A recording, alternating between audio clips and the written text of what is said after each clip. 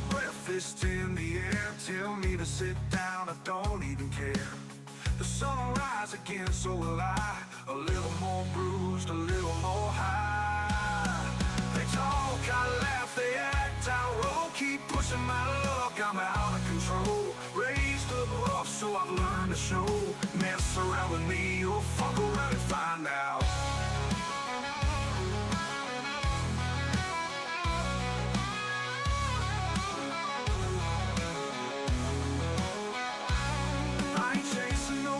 Just riding the wave, ain't a thing I'm taking to the grave. If trouble's calling, I'm already gone. Live fast, burn bright till the break of dawn. They talk, I laugh, they act, I roll. Keep pushing my luck, I'm out of control. Raised up rough, so I've learned to show. Mess around with me, or fuck around and find out. What's going on, guys? Welcome back to another episode of Unfiltered. I'm BB. Yo, I'm Hammy. What the hell is going on with Discord? Well, Discord's been Discord for a very, very, very long time. So, Broken. you know why we're late, right? Yeah, you're not exactly having the best of luck. Like, I'm not having a really good time with my life luck this year, but you're not really having good luck with Discord very much this at least the past 30 days. So apparently, we went like we always do. Just I went to go press go live, went full screen, and my sidebar was still there, even though it was blank, but it was still there. So I had to crop us to make us fit on the screen tonight, so that the little funky sidebar wasn't still there, or it would have drove me nuts seeing that white line. Don't know what the hell is going on. Yeah, no. So yeah, we're getting close to a war. I think, yeah, it's not looking good. I mean, I don't want to say it's not looking good because it really is, but yeah, it's getting pretty hairy out there. So they met in Switzerland today, to have talks, and they said that it didn't go well. It didn't start. It started off rocky. Who had meetings? Ukraine and Iran had meetings today. I read it earlier on the news. Can't remember what where. The hell I were they read meeting about? Why were they meeting? Trying to make a deal. Trying to make a peace deal. Ukraine and Iran, or not Ukraine, Iran and Israel. Oh yeah, that's not gonna. There's no. That's just a publicity stunt there. There's no deal happening. I think it was to you guys yesterday. Like, dropping bombs on each other's one thing if they're targeting military deals, but Iran bombed a hospital with like innocent patients in it, and there was a children's hospital or children's ward right across the street from where that bomb was dropped. At that point, all bets are off, right? At that now you're not bombing the military, you're bombing them. So I don't know how you could walk into a negotiation at that point knowing 48 hours ago or 72 hours ago these people that you're negotiating with could have killed a bunch of innocent men, women, and babies. Yep. Well, you got people that are backing Iran. Yeah, the only ones backing Iran are the ones that are sympathetic to Iran, like North Korea, China, you've got Russia. People in the U.S., stand with you. Stand with Iran. Well, then you want to stand with Iran? Get the fuck over to Iran. I don't know. Like, yeah, what? Like, you ain't. See, and that's the like these people that it doesn't make sense. Like all these people that are like supporting the Islamic, Palestine and stuff. They got the Queers for Palestine. They got all that. Like, do you know if you're queer in Muslim countries, you're dead?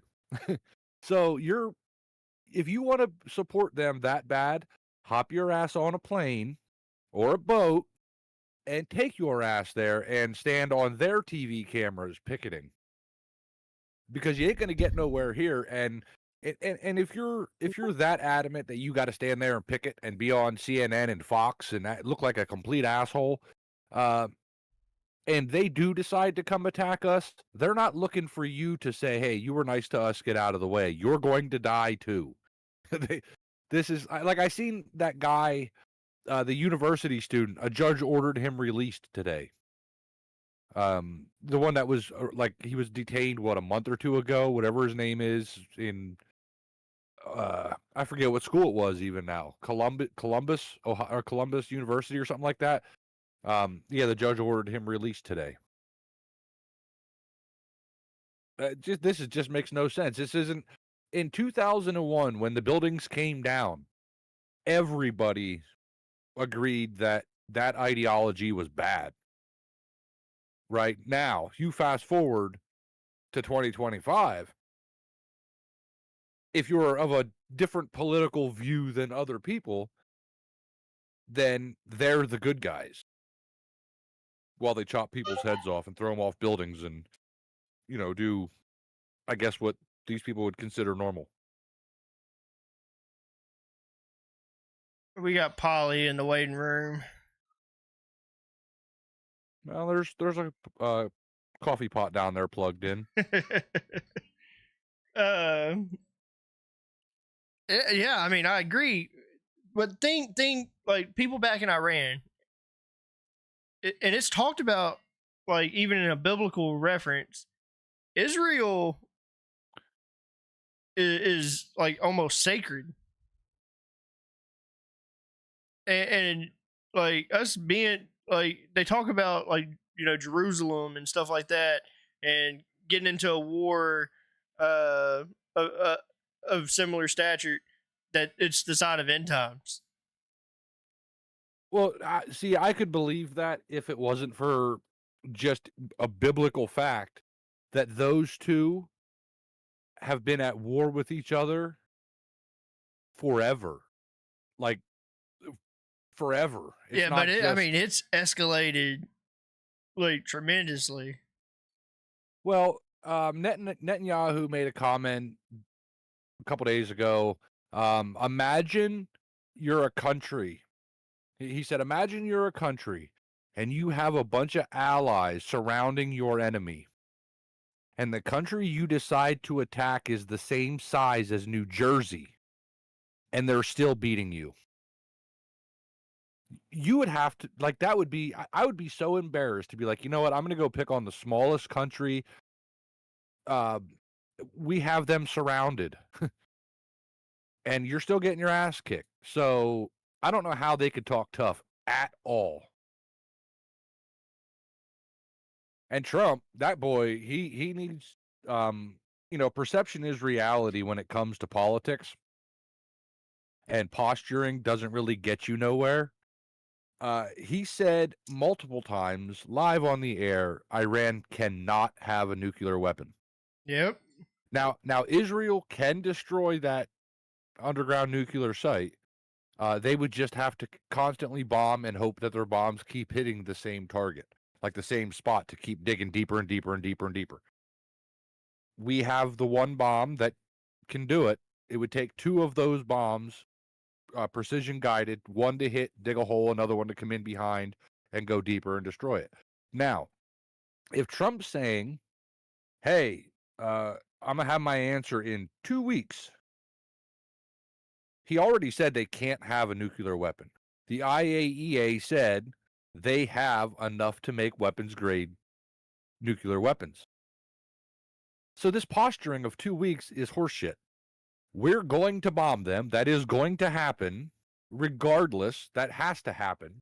And the only thing that they're talking about now, that I read, is the nuclear fallout from when they blow it up. Well, the 2 weeks could only mean weather to me. Like, they're waiting for the weather to be just right, where there's no wind or very minimal wind or atmospheric, all that stuff. So when they bomb it, the radiation don't go too far. Yeah. That's all I can think of. We're bombing them bastards. That is going to happen 100%. He said in a news conference, someone had asked him, when do you think you'll have a decision? Like, even trying to get something else out of him past the 2 weeks. And he was like, it would be kind of stupid if I told you that now, wouldn't it? Like, Yeah. He's right. Why the fuck would I tell you, yep, I plan on doing it tomorrow at high noon?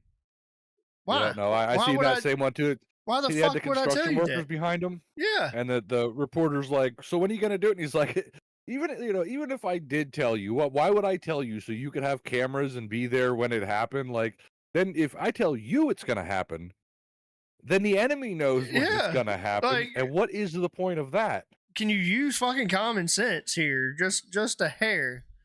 That No, like he can't divulge this information. I feel like that's why he's given the 2 weeks. I agree with you on the weather, and like they're trying to minimize as much radiation as possible. But well, now fallout. But here's the thing: like, did you see?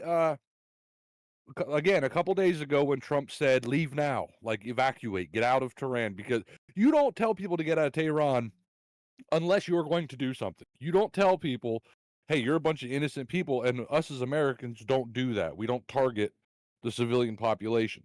If there's casualties from it, then it's called war. We're not at war, but every indication says we're going to do this. We don't really have a choice. And this is a conflict where nobody has to put boots on the ground because Israel already knocked out all of Iran's air defenses. So we could just come in there and fuck them up and keep flying over them. We already brought all the refueling planes. We took our planes out of Qatar. They're already over in the area, like on the aircraft carriers getting ready. You don't do all that unless you're going to do something else. Doesn't happen. Yeah.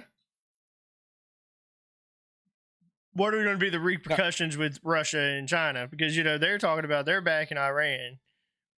And nothing. They're next. The U.S. doesn't want to fuck with them. Fuck that. Well, here's my philosophy on that, and this, correct me if I'm maybe wrong or if I'm being somewhat facetious on this, but Trump campaigned on ending the war in Ukraine on day one, right? Right now, Iran is the easier of the two targets, but there's Israel managed to destroy what could be considered, what is considered a larger military presence through its own national military and proxies than what Ukraine is. Israel, a country the size of New Jersey, did that by themselves. Russia, one of the three superpowers, is yet to beat Ukraine. Yeah. So if we decide as the United States to go in and help Israel and end that threat, that would be a global threat. I think that sends a very clear message to China and to Russia that, like Trump said, patience is wearing thin. You may be next.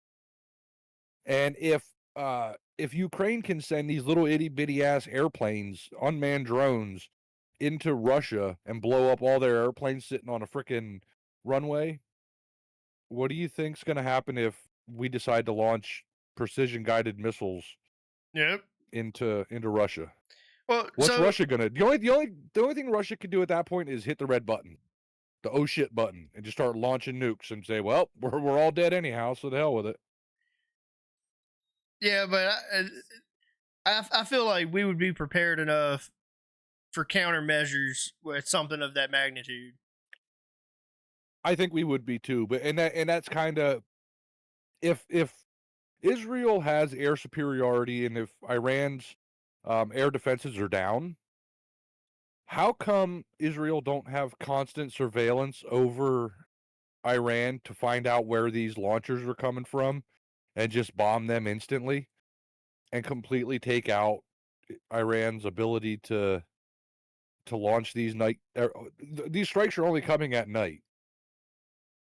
So if they had surveillance overhead, when bright flashes happen from launchers, it should be super easy to see, I would think.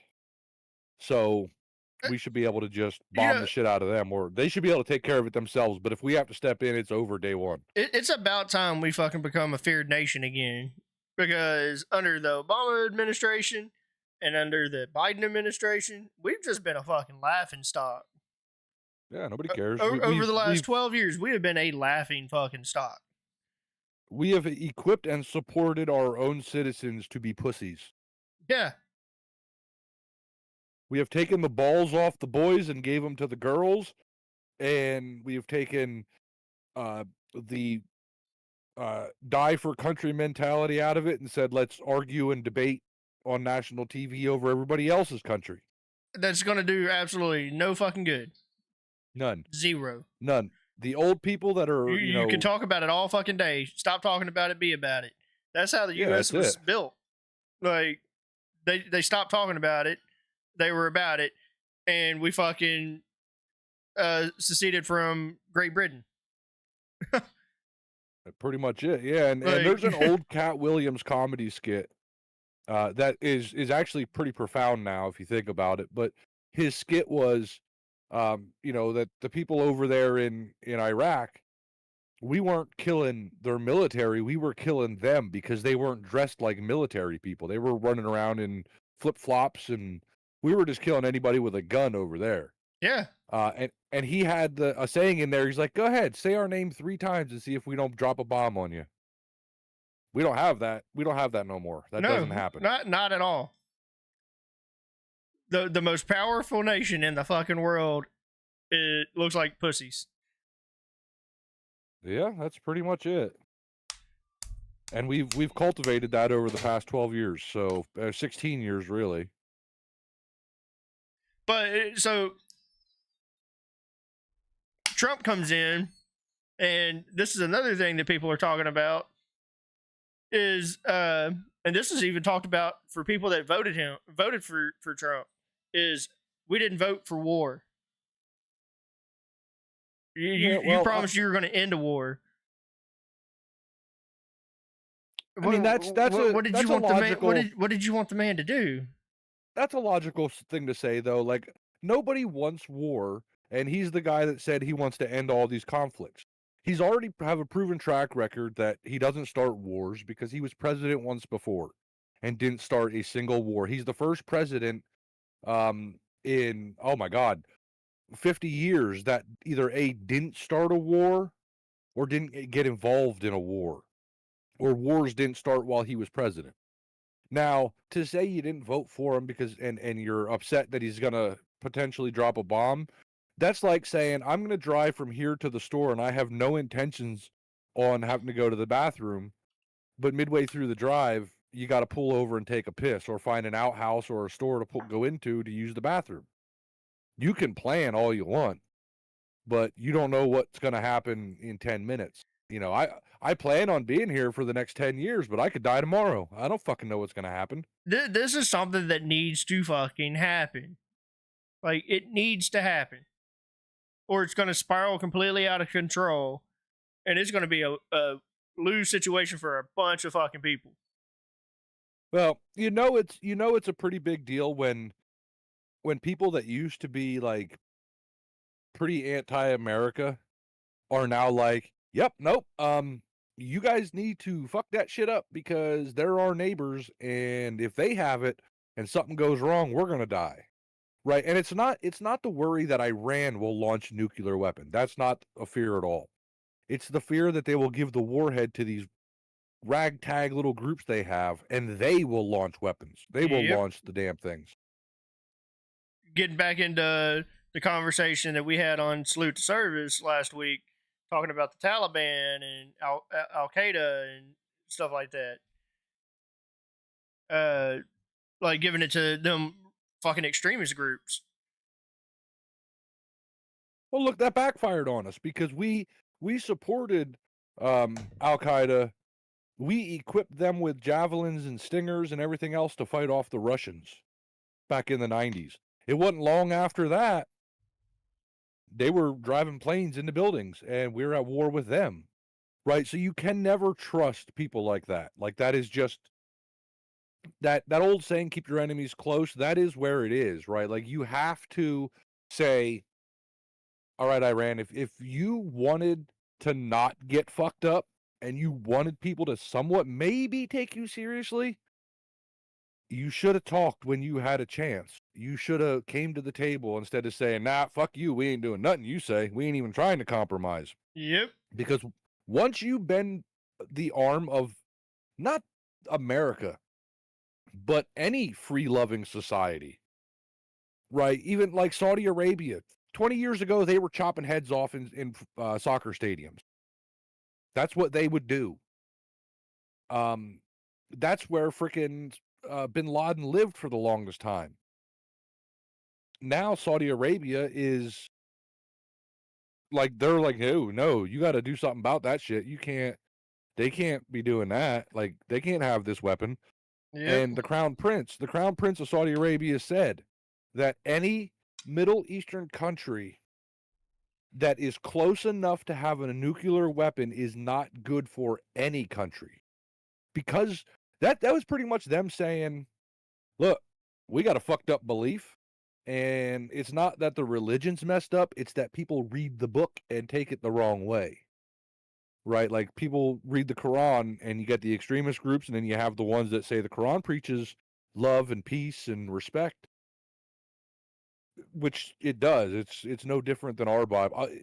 I'm sure if you read the Bible and you were pissed off one day, you could read it and say, hey, he was talking about, we got to kill our neighbor. So yeah, fucking smiting people and shit. Yeah, it's common sense stuff but these idiots are so. I mean, I guess it makes sense. They live in fucking caves. They don't really know no better. But at the same time, how can you have a bunch of cave people have fucking bombs? Something ain't right there. I'm gonna pull Polly in. Let him participate with us. As long as you're good with it. I get, as long as he has something constructive to add. What's going on, Polly?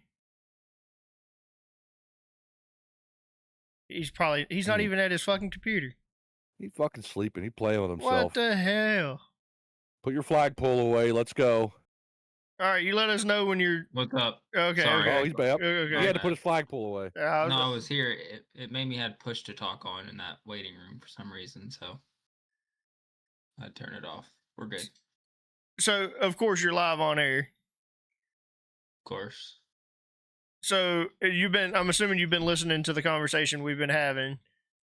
I've been listening now. So, I don't know that much about it because I really just don't watch the news. He's one of them. He doesn't care. I don't not care. He's one of them I don't care people. I just don't know that much about it. You should. Get yourself a fucking sign, get on a plane, and fly out to California and go hang out with your buddies. You're gonna make him rage quit.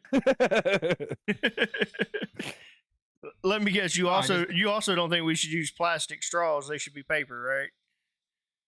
Shut the fuck up. I love them people. Why am I getting attacked already? I didn't do nothing. All I said was I don't know that much about it because I haven't really been keeping up with it. So, Polly, you're kind of like our Iran, and okay, we're the that's not fair to really. Me and Hammy are the U.S. and we're tired of your shit. I almost spit beer out just then. That was fuck. Damn it. So what I do?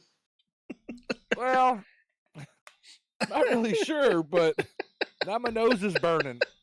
You're an asshole. Oh, man. That's a clip moment right there. That was a good one. I was listening, I'm like, you're our Iran, and I'm taking a sip of beer, and you're like, and we're America, and I'm like, oh, fuck. We're tired of your shit. What the hell? Oh shit! Oh my. All right, Polly. Yep. Since you don't really have an opinion about the Iran-Israel situation, what do you think about the Ukraine-Russia situation? Really? Yeah. I think it's I think it's fucked up. Well, on fuck. Russia's Here part. we go again. You're Yeah. Russia. But yeah. God damn it. I'm not even taking a sip of beer. To hell with you. This beer will get warm before I drink this one. All right. So, have you heard about the No Kings protest that occurred last weekend? I don't know the name of it, but I think I heard about it. Yeah, probably. It was called No Kings. Which one was which? You'll have to remind me which one that was. The I think no there's been a few. the No Kings protest was pretty much a women's rights situation, and then people not caring about what's going on, not caring about the president, not caring about his actions, shit like that. So I don't really know exactly what it all entails. Hammy, you might have followed it a little bit more.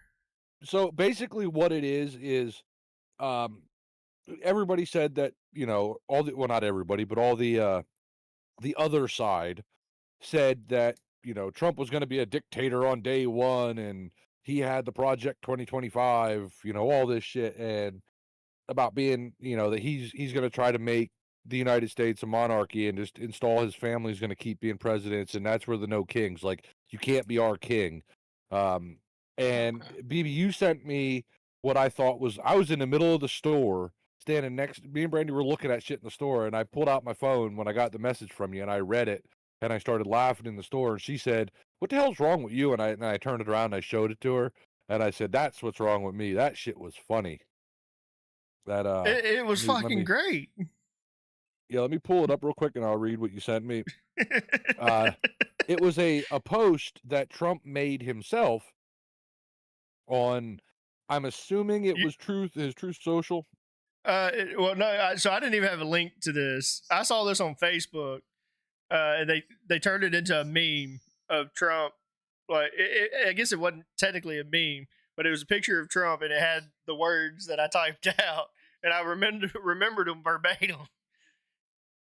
Well, it says in all capital letters, a huge thank you, and then to all the No Kings protesters yesterday. Oh, I did see that. Yep. I was very concerned a king was trying to take my place, but thanks to your tireless efforts, I am still your president. Great job, all. He was like, "I'm glad no king was crowned. I'm still your president." Jesus Christ. That shit was fucking great. I can't wait for, say, 8 years from now to see how boring our political landscape is. Like, people nowadays, they might not realize it, but when Trump can't be president no more, they're going to want Trump to be in office, because then they'll have something to do. They won't be able to go out and burn people's businesses down anymore now. And that's one thing that would really fuck me up. Imagine if you're an anti-Trump person and you live in an area where they're having anti-Trump riots and they just decide to burn your fucking building down or, loot your store. I think at that point I would become a Trump supporter. Even if I wasn't, I'd be like, they did sons of bitches. They fucking did it. They did it in California. Like, in fucking LA. Well, why don't they come to Trump areas? Anti-Trump. And then y'all riot, y'all are protesting, and then all of a sudden it turns into a riot, and you're looting all these fucking stores and shit.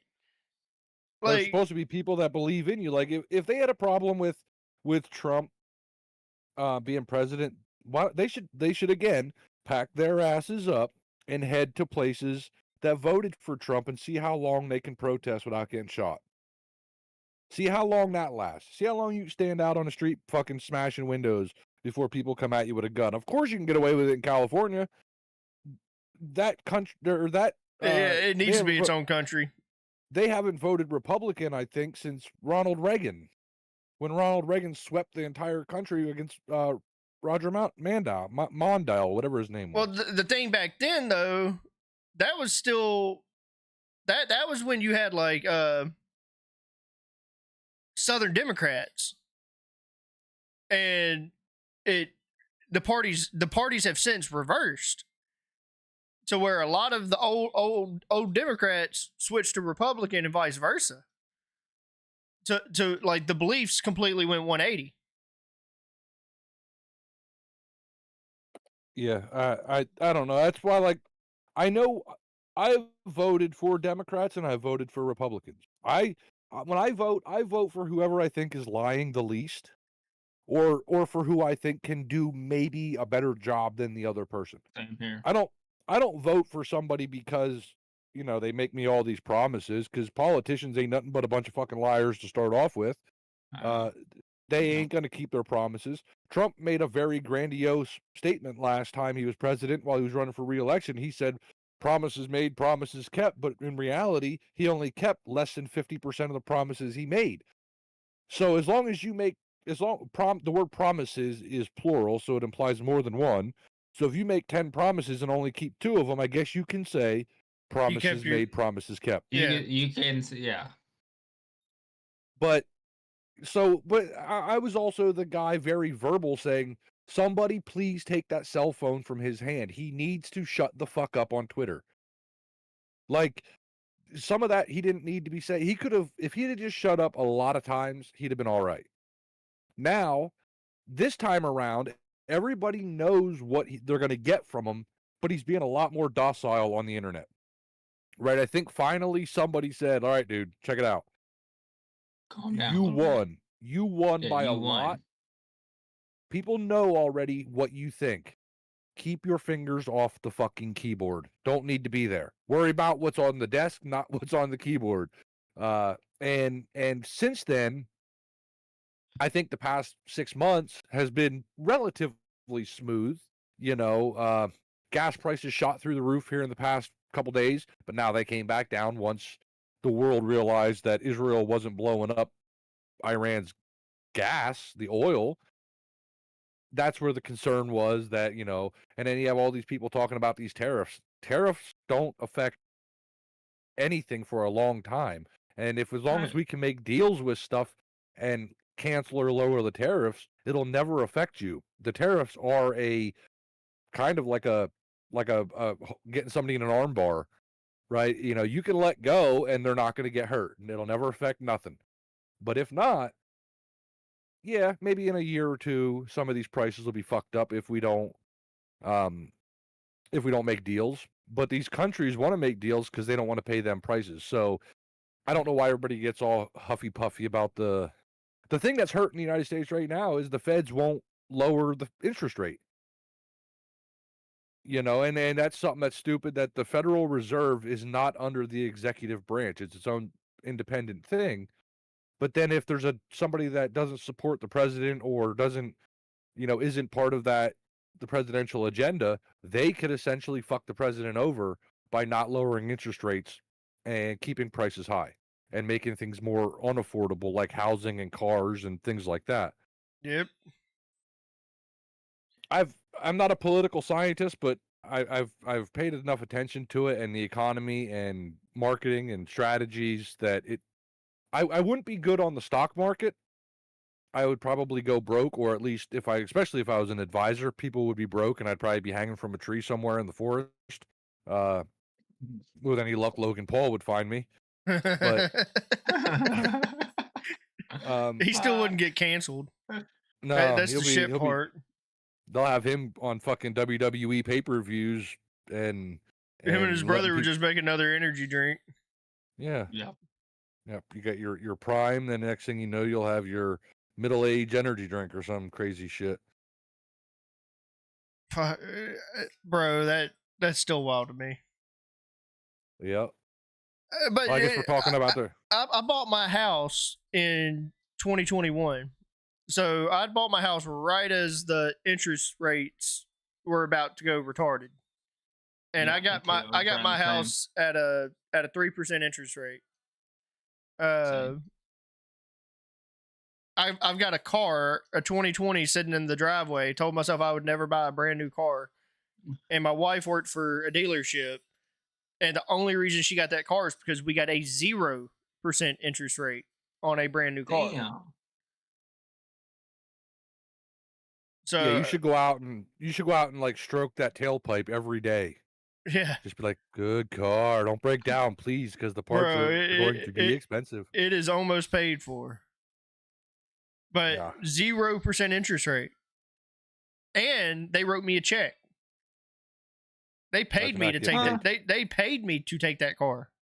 The fuck? Yes. How the fuck how do I get that deal? I told them, I always thought when you bought a brand new car that your tags were included. But in the great old state of Mississippi, they're not included. They do not add that into the price of your vehicle.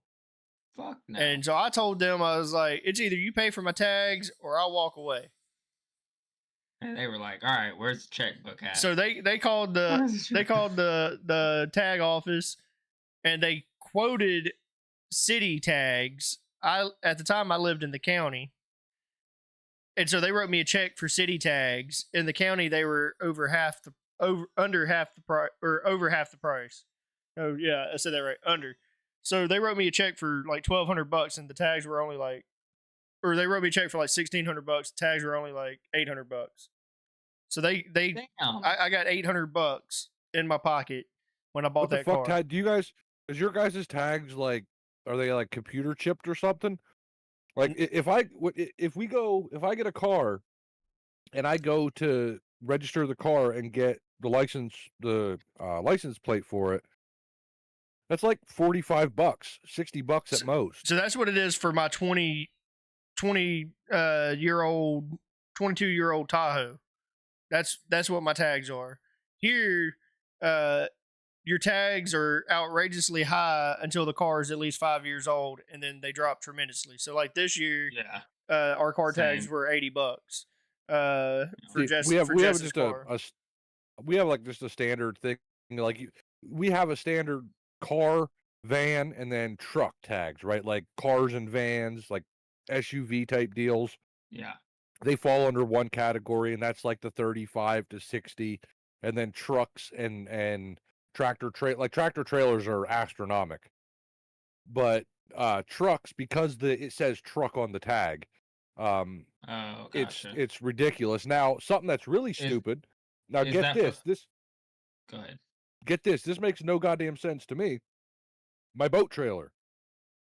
Now, here, if you buy a trailer tag, that trailer tag can be used on any trailer that's rated for that weight, right? So like if you have two identical trailers, you could just flop it back and forth from one to the other. You don't need its own separate tag. So we got it for our camper. Now we only have I forget what it's called, a Coleman or something. It's a pop-up camper. It's pretty big, but it's not huge. And last year I bought a boat. So now I have a boat trailer. But I said, you know what? I said, fuck this. I'm not going to go buy another tag to put on that boat because I could use the tag from my camper. I park both trailers. I back them both in side by side. So if I'm going to take the camper, I could just unscrew it, take the two screws out, and just go literally screw it right into the other one, take a couple steps, and it's done.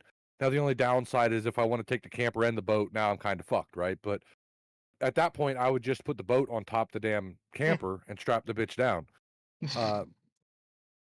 But so the tag for a trailer, just take a wild guess how much a trailer tag is here in well, at least where I live in Pennsylvania. Said ours is next to nothing. It's like $20 or $30. Yeah, see, this is fucked. Then we're like completely backwards. So yours is like 70. It was like $140. Okay. Because you have to But pay that's for the because, weight of the but that's trailer. also So, because, but- but yours are also interchangeable. Mine Yeah, but is set for that yeah. one specific trailer. Right. Like 'Cause, there's no like, transfer. Like even you can't our- bounce it back and forth. the Even our trailer to trailer. trailers have to have titles here. No, I see our trailers don't have to have titles. You just have to have them registered. So say you bought a trailer that can carry up to, I don't know, let's just say 5,000 pounds, right?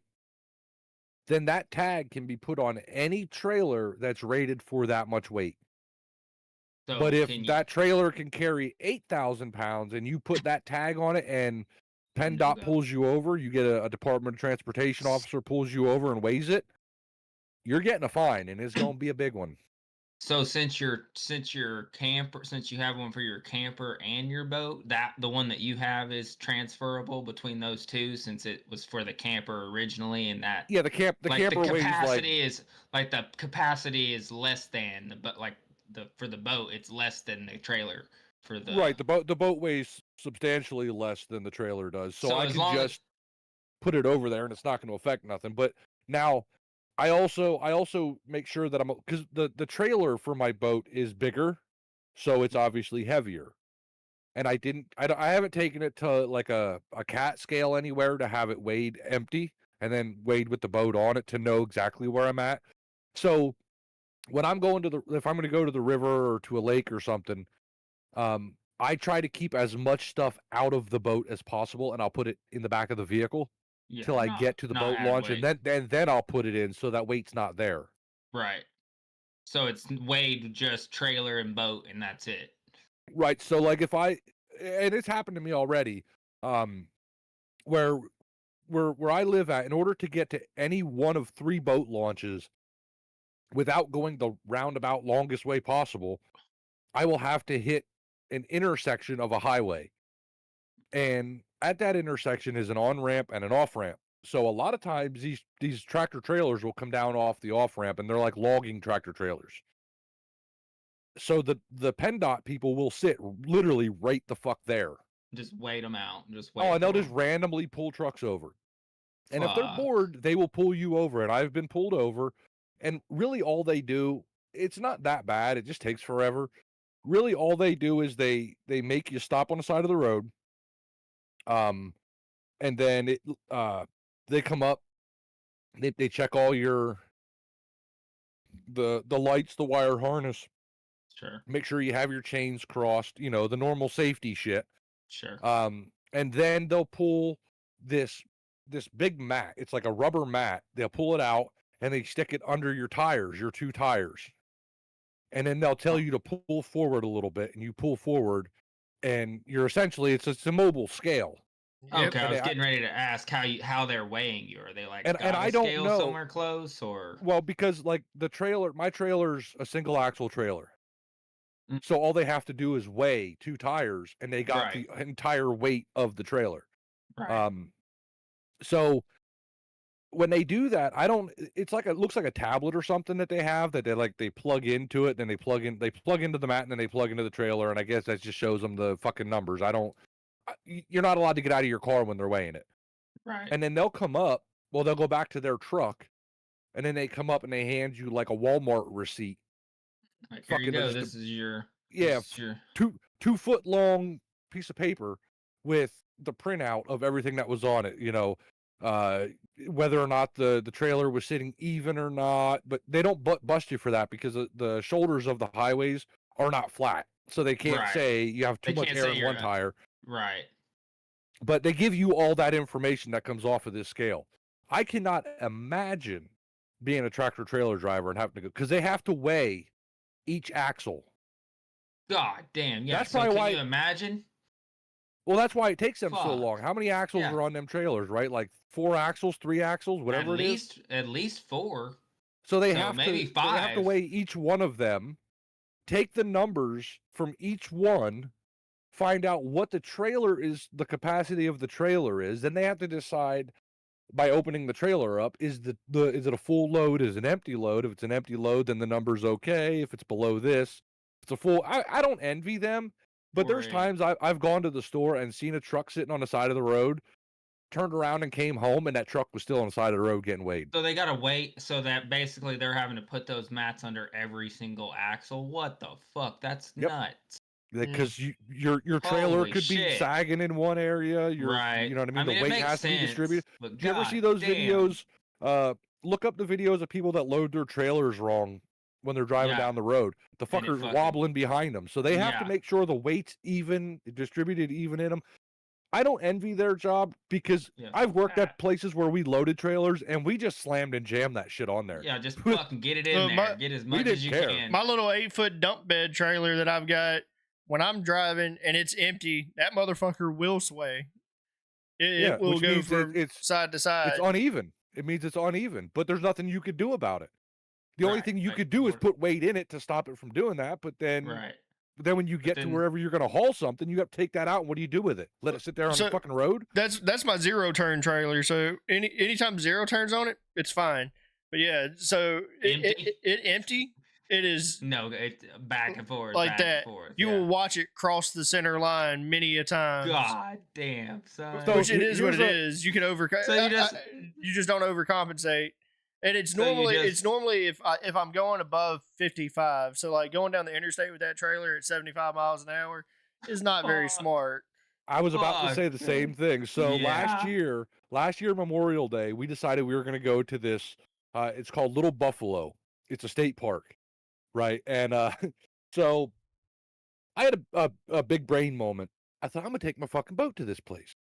Now my boat, it's not like a massive fucking boat by any stretch of the imagination. For the most part, I use a trolling motor to push it around because I don't need. I'm not fighting a Giant massive ass. amount of current and shit, right? So Right. I take it to where I put it in at. Usually, the current will take me where I'm going. I just have to I have to be able to steer a little bit, and I like to fish, so I don't want a motor on there that's gonna fucking Fucking- make me go 25 miles an hour, and I don't want to.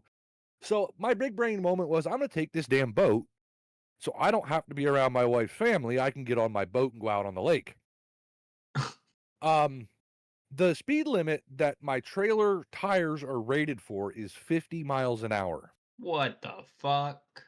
Oh, on a you got highway. it's because they're boat tires. Boat tires are not Yeah. big at all. Yeah, they're No, not big at all. The real tiny fuckers. Yeah. Yep. Yeah, they're like fucking. They look like little skate wheels compared to a car, tire, like little skateboard wheels. My 0-turn Uh, tires are bigger than them boat tire trailers. Yeah, they probably has more air pressure in them for sure. So, but the speed limit on the highway is 65. So we're talking a 15 mile an hour difference. And here in the state of Pennsylvania, you can get pulled over for not doing the speed limit. You can get pulled over for going too slow or Too going too slow. fast. Oh, Yeah. y'all don't have minimum signs. There's We not- have no, there's no. If the speed limit's posted at 55, you have 7 up or down.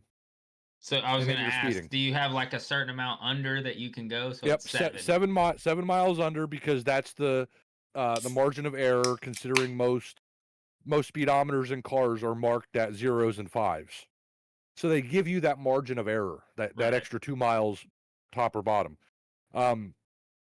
I'm just fucking trucking. I have the Jeep hooked up to it, and I'm just cruising, and I'm looking in the rearview mirror at this fucking trailer behind me. And in the my goal here now, mind you, I don't care about my passenger side or the driver's side. Okay, Yeah, because there's right. a road there. As long as there's not a car there, I'm okay. But the passenger side is the shoulder, and it drops down, and if a tire Yeah. hits that, it's gonna bounce like a fucking Boom, madman. boom.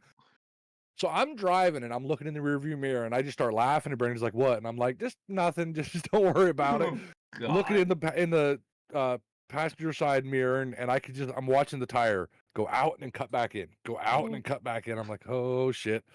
Just laughing because there's nothing I can do at this point. If something goes bad, Hey, guys, it's it's going. happening. What am I gonna do? And we get to the boat launch. She goes, "What the fuck were you laughing the whole way here for?" And I said, "Oh, we about wrecked about 50 times 50. at least." Yeah, just 50 times we about wrecked this fucking motherfucker. Just about went rolling she down the said- hill. She said, "Do you want me to call my brother and have him bring his truck all the way up here to haul it back?" And I said, "No, it ain't gonna make a difference, Brandy. Fucking trailer's still gonna bounce around. There's nothing you can do. Jesus. And if we took the boat off and put it somehow on another trailer, I still have to haul this trailer empty now home. Oh, That's it's- worse. No, it That's would be fucking it worse. would be absolutely even worse. Yeah, with And no she's- weight. Now it's just gonna be bouncing all over the fucking place. Be whole bouncing ride, all once I over told the her think, that- think about that boat weighing it down. enough Yeah, that right, it doesn't it get- wouldn't it pick up. don't So get if it's any empty, air. the Motherfucker trailer's probably gets literally getting air Yeah, coming up off the just ground. bouncing, When he, getting it. Like, It was oh, already bouncing pretty wheels good, off the too. Like, it ground, wasn't holy really shit. bouncing, but it was kind of like I could. You know when you're pulling something or when you're behind the wheel, you always feel everything for some reason. If you're the Yeah. passenger, you don't notice a fucking thing. No. But when you're driving, you could feel a pebble hit the tire. Yep.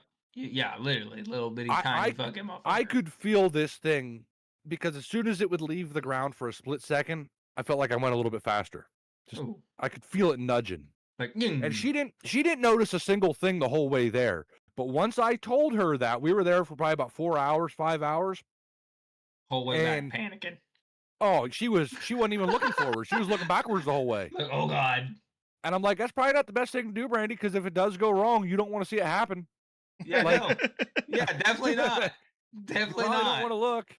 Because if it falls off, I have to pull over because the tag is coming back to this house. You know what I mean?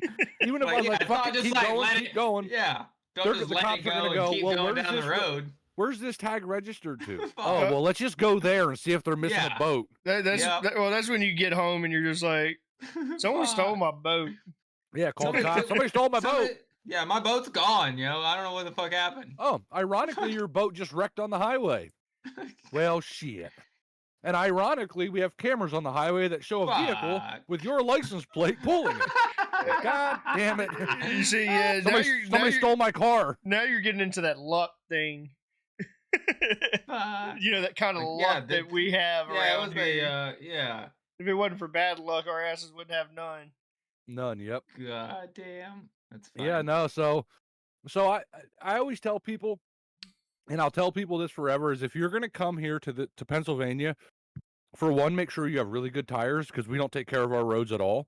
I've had people in the restaurants from New York, New Jersey, who they really don't have good roads, bitch about our roads.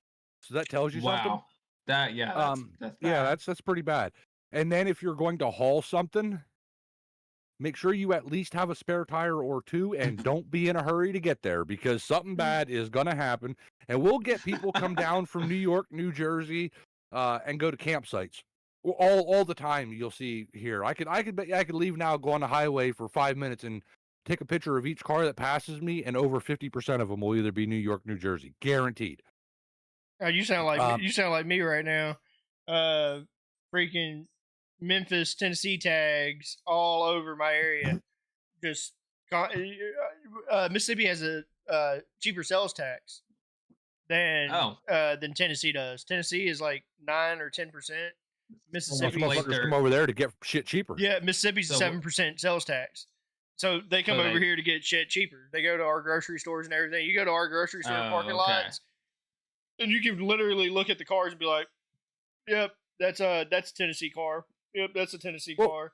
We don't really have like nothing fancy here, but we do have a lot of the places. So our campsites and like our lakes and stuff that people camp at, or at least the lakes that have campsites attached to them, they're really nice. Like they take good care of those places, and they're nice, and people will come down. Like we have I've told you guys this before. We have an amusement resort called Knobles.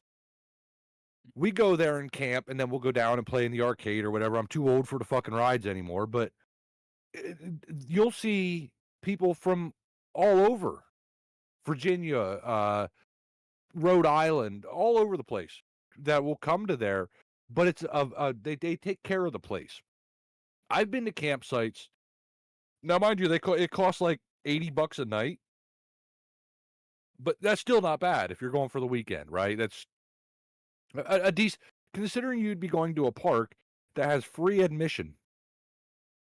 So even if you didn't want to get on any rides, you could go spend a day out of the 2 days or 3 days that you're there just walking around, looking at shit. The food there's cheap, like it's not overpriced. And if you look on, like just whatever, I don't know what website it would be for like amusement park food, Knobles is always voted in like the top. They have plaques out there that they're number one in amusement resort food in the country and in the world. So even if you just go there to go camping and go down and walk in the park and eat, it's still $80 or something a night is cheap.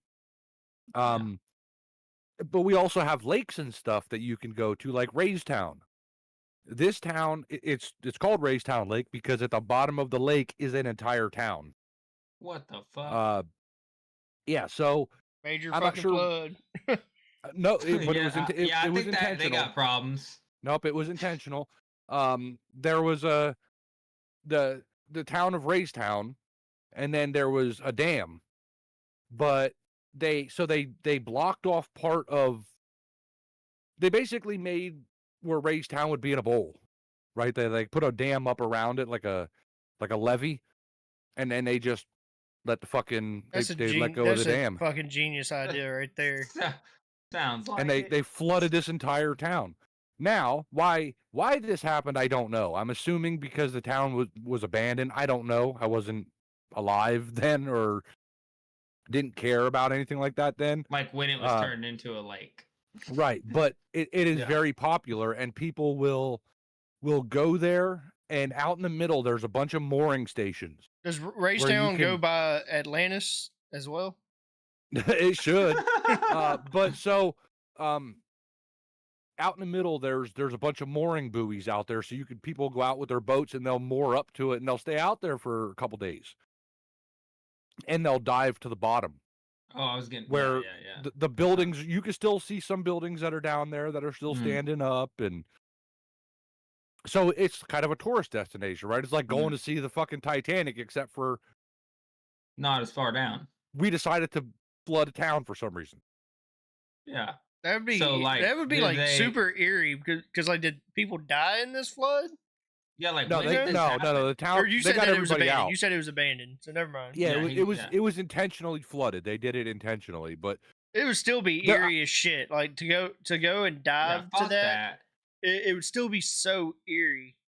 Like going to the moon, right? Because you know what the moon looks like, right? You know what the bottom of a river looks like.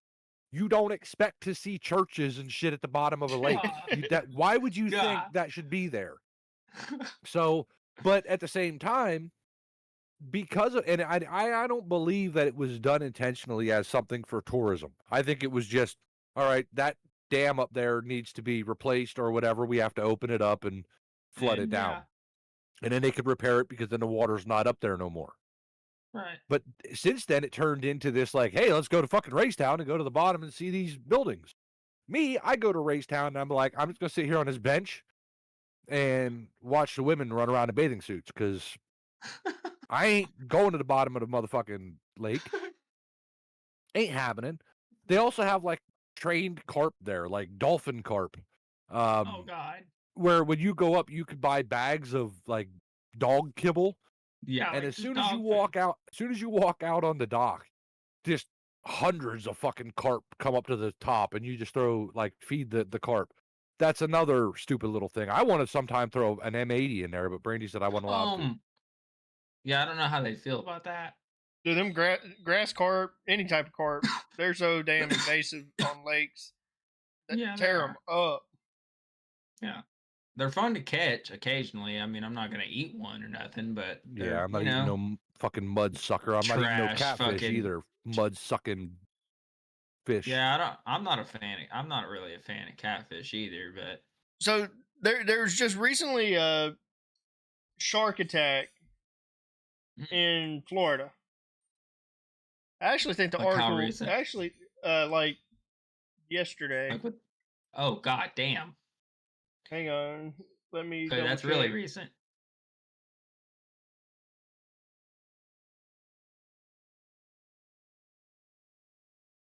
That's crazy. Could you fucking imagine? So there was actually just one in South Carolina, but this one is Florida. So speaking of diving, this woman was snorkeling with her family. And she come up for air during her snorkeling and felt something bite her hand really hard.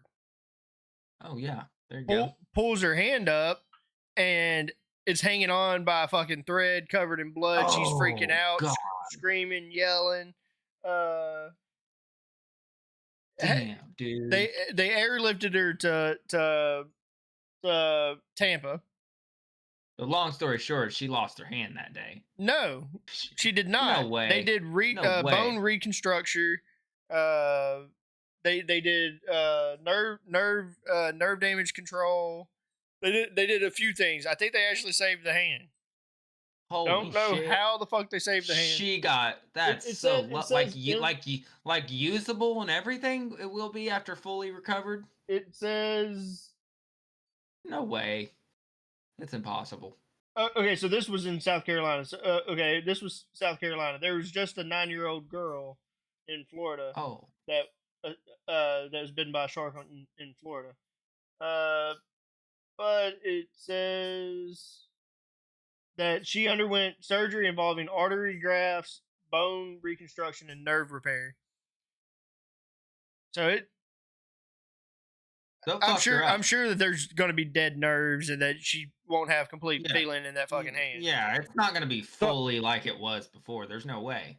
I watched this thing where these scientists were trying to find the best way to not get bit by sharks, and Yeah, I know unanimously they all came up with the same conclusion. Don't get in the And I ocean. think it's I think it's a brilliant. If you don't want to get bit by sharks, don't get in the ocean. I'm Don't like, get- all right, there you go. That is the shark's fucking habitat. Yeah, motherfucker. Get out of here. Don't get in it. Can't be mad at the shark because it bit you. Yeah, no, Like, you can't. that- It's like when you're fucking with your dog and you get bit. I mean, it's the same thing. Ain't the dog's fault. Not the dog's fault. There was a North Carolina, I think it is, like 100 miles off the shore of North Carolina. They've been tracking this great white shark. Yep. They got it tagged and stuff, and it's like the world's biggest great. It's like the biggest great white shark ever in And it's like it's recorded close. history. Yeah, They're like 100 miles off the It's like shore. what it's a 10-footer, ain't it? It's gigantic compared to what they're like used to studying. And But gets once really fucking close. once crazy. once the news said that this agency is tracking this shark, that they have something in its guts and something tagged to it so they can find it, like GPS track it. Once they said it was in this area, everybody lost their shit. And the people tracking it's like, there's thousands of sharks between this one and you, and you're worried about this one. And you're worried about him. And Yeah. thing about that shark is it will literally go up the coast, that the entire East Coast, and has been spotted so far as the Gulf. It's ended its way near. It's ended up towards the Gulf. It just goes up and down the East Coast. Oh, it's fucking. That's all it looking does. It just goes up and down the East Coast. But the only reason they were afraid is because they were told. Right. They all yeah. know that there's Like, yeah. fucking great white sharks, nurse sharks, all these other sharks in the The ocean fact- where they're swimming at. But for some Yeah. reason, because they said, "Hey, look, Jaws is out there," Yeah. now they're fucking panicking. Like, The calm fact down, that- people. The fact that they're tracking it is like, oh god, they're tracking it. It's fucking getting close. Feel safe. They know where it's at. If they're tracking it, they can tell you, "Hey, it's coming in." Yeah. You. What about all the ones that you don't know about, motherfucker? Well, not only sharks. Think about how much of the ocean is undiscovered, like underneath. Yeah. I mean, So, yeah. like that there's so too. much shit that's undiscovered. I'm sure there's Yeah. bigger shit than sharks. Yeah, I don't think that's what you really got to your worry ass that we don't even know about. I'm sure there's Yeah, 100%. creatures in that fucking in the ocean that go way the fuck down, past where the fucking Titanic is, and Sure. shit that can The issue is are those things coming up to where people are? eventually Well, maybe. yeah. Sure. Yeah, sure. That's why people get attacked by sharks and eels and shit like that. Like, did you guys ever see? I'm going to send you guys both a YouTube short, and it's a real video of well, just watch it and you tell me what the fuck you think, because this is Oh my god, the fucking thumbnail on it though. but it's 100% real. And just watch this fucking thing do what it does. All right, hang Wow, on. I'm gonna share it with everybody. It about blew my fucking eardrums out though.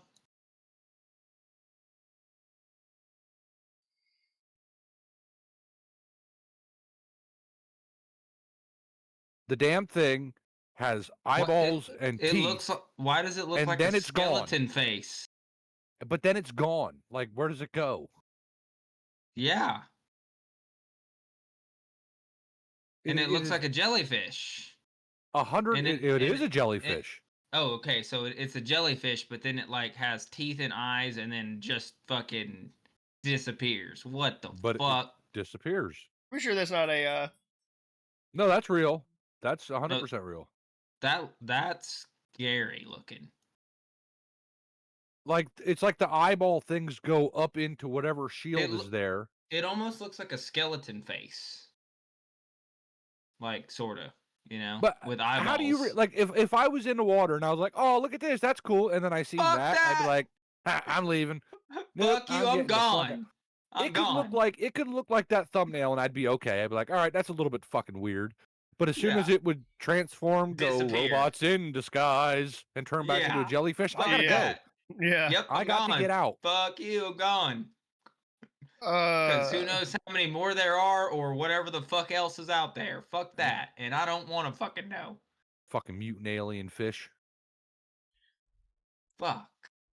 So No thanks. to cover the shows that have happened in the Squad Productions realm, just a hair. So you had Salute to Service last week that covered the 270th or 250th birthday of the U.S. Army. What did you think about that show? Did you watch any of it, Amy? Yeah, I watched a good bit of it. I couldn't leave my boy hanging by himself. Right, yeah, no, but so there again, a lot was covered in that. It wasn't just about that, but it was the premise was the 250 years of the Army, which we have some of the most badass fighting forces on the planet. But if it wasn't for the Army, we wouldn't be here. Exactly. We talked about it being rebels, talked about being a militia. Well, it was a ragtag group of people that didn't really know how to fight. That came together. It ended up being the 13 colonies came together and became one fucking big ass militia. Yep, and said, "You want your taxes? Come and get them."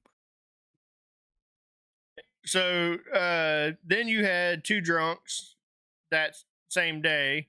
Man, and I did get my apology in that one too. Did you get your apology from Lip? Yep, I made him apologize for not being a constant guest. I forgot about that. Well, that's the thing. He can get you. The deal is that he can get you to apologize for absolutely nothing. That was the guest. So that was Max. Before. That was the guest the week before. Oh, okay. I made it a running thing now. Yeah. Anytime Hammy comes in, it's like, yep, you're about to apologize for something. Even if you didn't even do nothing. Or nothing. Yeah, absolutely nothing. Say you're sorry, even if you didn't do. I don't know what I did, but I'm sorry about it. You better fucking be sorry. Pretty much making that a thing now. Yeah. Fucking. Sunday, I'm just gonna be honest with you. I did not watch The Front Porch. I don't. I didn't either. I had a very eventful Sunday because it was Father's Day, and we were out. Did he go live on Sunday? I think so. I believe he did. Yes. But till I got home, and I found out the day before that I was getting my computer back the next day, and if I've been fucking jonesing for that bitch for over a week and a half or something, and I just had this huge family picnic. I just wanted to go to bed. So by the time I got home, got everything unloaded, I drank a beer or two, and I called it a night. I had enough of the world for that day. Yeah, so he did go. Yeah, he did go live. So what ended up being wrong with it? I don't know if I ever heard it. A power supply thing, and it's kind of funny. The power supply wasn't being grounded correctly. Apparently, is what he said. And they also I don't know. Yeah, That's he's like really weird.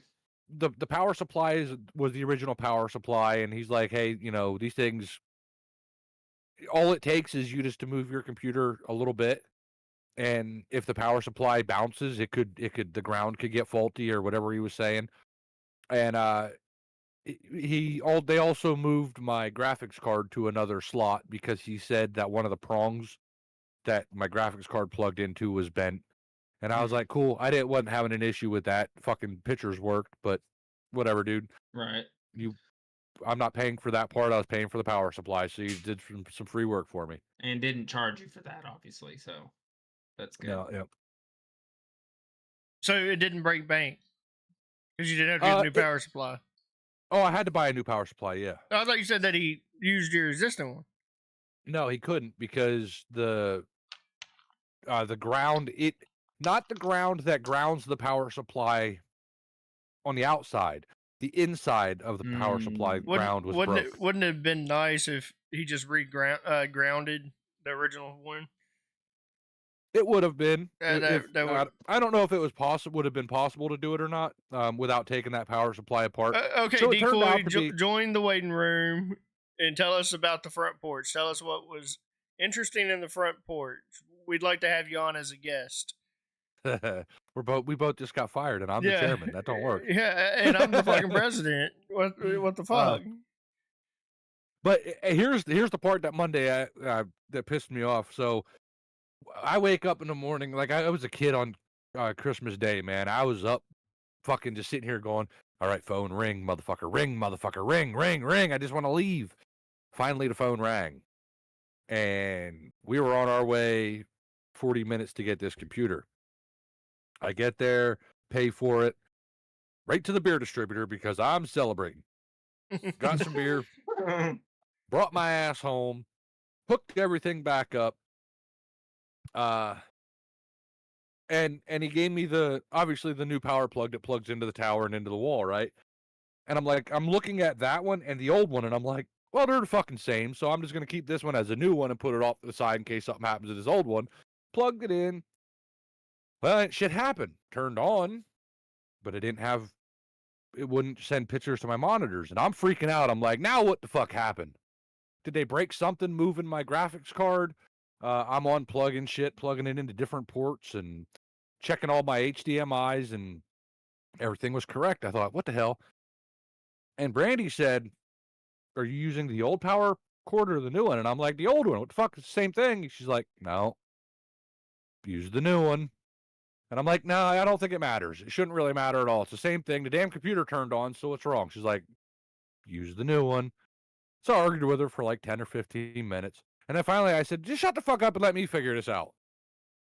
And then I gave up, and I was like, I didn't say nothing to her. And I grabbed the new one, and I undid it. I plugged it in and turned it on. And that shit matters. And all of a sudden I had stuff on my screens, and I'm like, ha, fixed it. She goes, what'd you do? I said, don't fucking worry about it. You didn't want to help me when I asked for your help.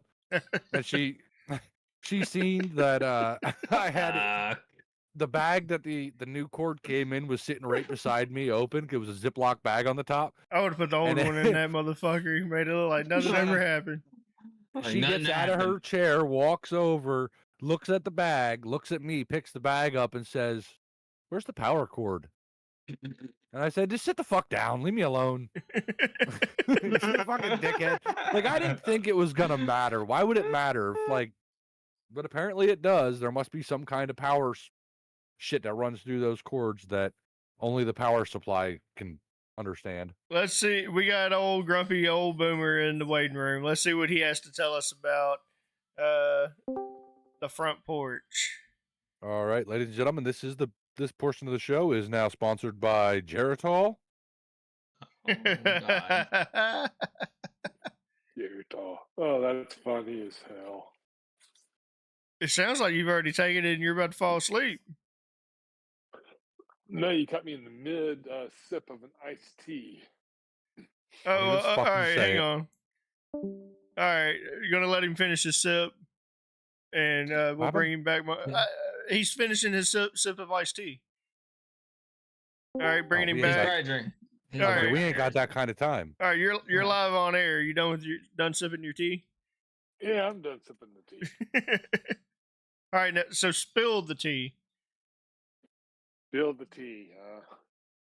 Yep, Well, knock the glass off the table and spill first it. of all, you decided to take over the aftermath duties and watch all, quote unquote, all of the podcast. We never said we were going to watch all of them. We never said that. No. That was never said. Was that ever said, Hammy? That we would watch I every can tell you show? I can I tell have to you check lies my because you're contract. hiding half your eye. I have to check my contract, but I believe the exact terminology we would cover the shows. And that could entail us doing what we're doing right now and bringing you on to tell us about your shit show. Well, it's always a shit show. I mean, it's a squad production, right? We wouldn't have it any other way. Exactly. Exactly. I pay you guys big bucks. Oh, yeah. Yeah, the checks you are in the got it mail here. for you. Yeah, they're Oh, in you the didn't mail. you didn't get yours? I already got mine. It How do you think I didn't, paid for my computer? it didn't bounce this time? No, this time it went. Oh, fuck yeah. I told him not to run it through Yeah. the scanning machine. He's Just like, trust yes, me. it worked. It worked. I'm glad that your bank is cool enough with you not to scan it through the machine. Well, I live in the country. They trust us. They're like, yeah, it's good. Yeah, it looks like it's signed with a crayon, but trust me, it's real. Did you have to? Did you color your fingerprint, or did you actually give them your fingerprint? No, I just printed one off the computer and cut it out and used tape on it. And There you go. they don't know no better. Doesn't surprise me. Look at him muting up. He's like, he thinks he's the star of the show. Golly, No, I've already went to the store and bought milk with a fucking $5 Monopoly money. They don't care. They just take it. It's all good. That's your food stamps over there in Pennsylvania. yeah. Y'all use Monopoly money as Monopoly food money. stamps. You go to the Yeah. store, you spend $5, $10, whatever. You buy a Monopoly. You come home, open it up. It's like hitting the fucking lottery every day.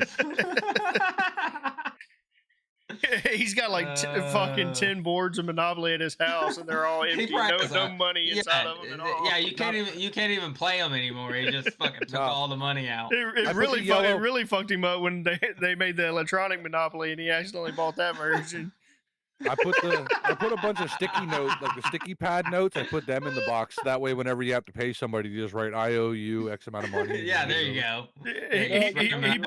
He bought the I think we're doing Monopoly at McDonald's. he bought fucking scam. He That was bought the that. biggest rig job. They admitted that it was a rig job. But he bought the electronic Monopoly, Polly, and he actually takes his own machine with him whenever he goes to check out at the store. Yeah, he just scans the fucking ding. Quit telling my secrets. You know what's fucked up? Damn. You know what's fucked up? You said about McDonald's. I literally watched a documentary last night about McDonald's ice cream machines. Oh yeah, my it's god. a scam. Yeah, they're never Scam. actually broken. They're just too fucking lazy to clean them. No.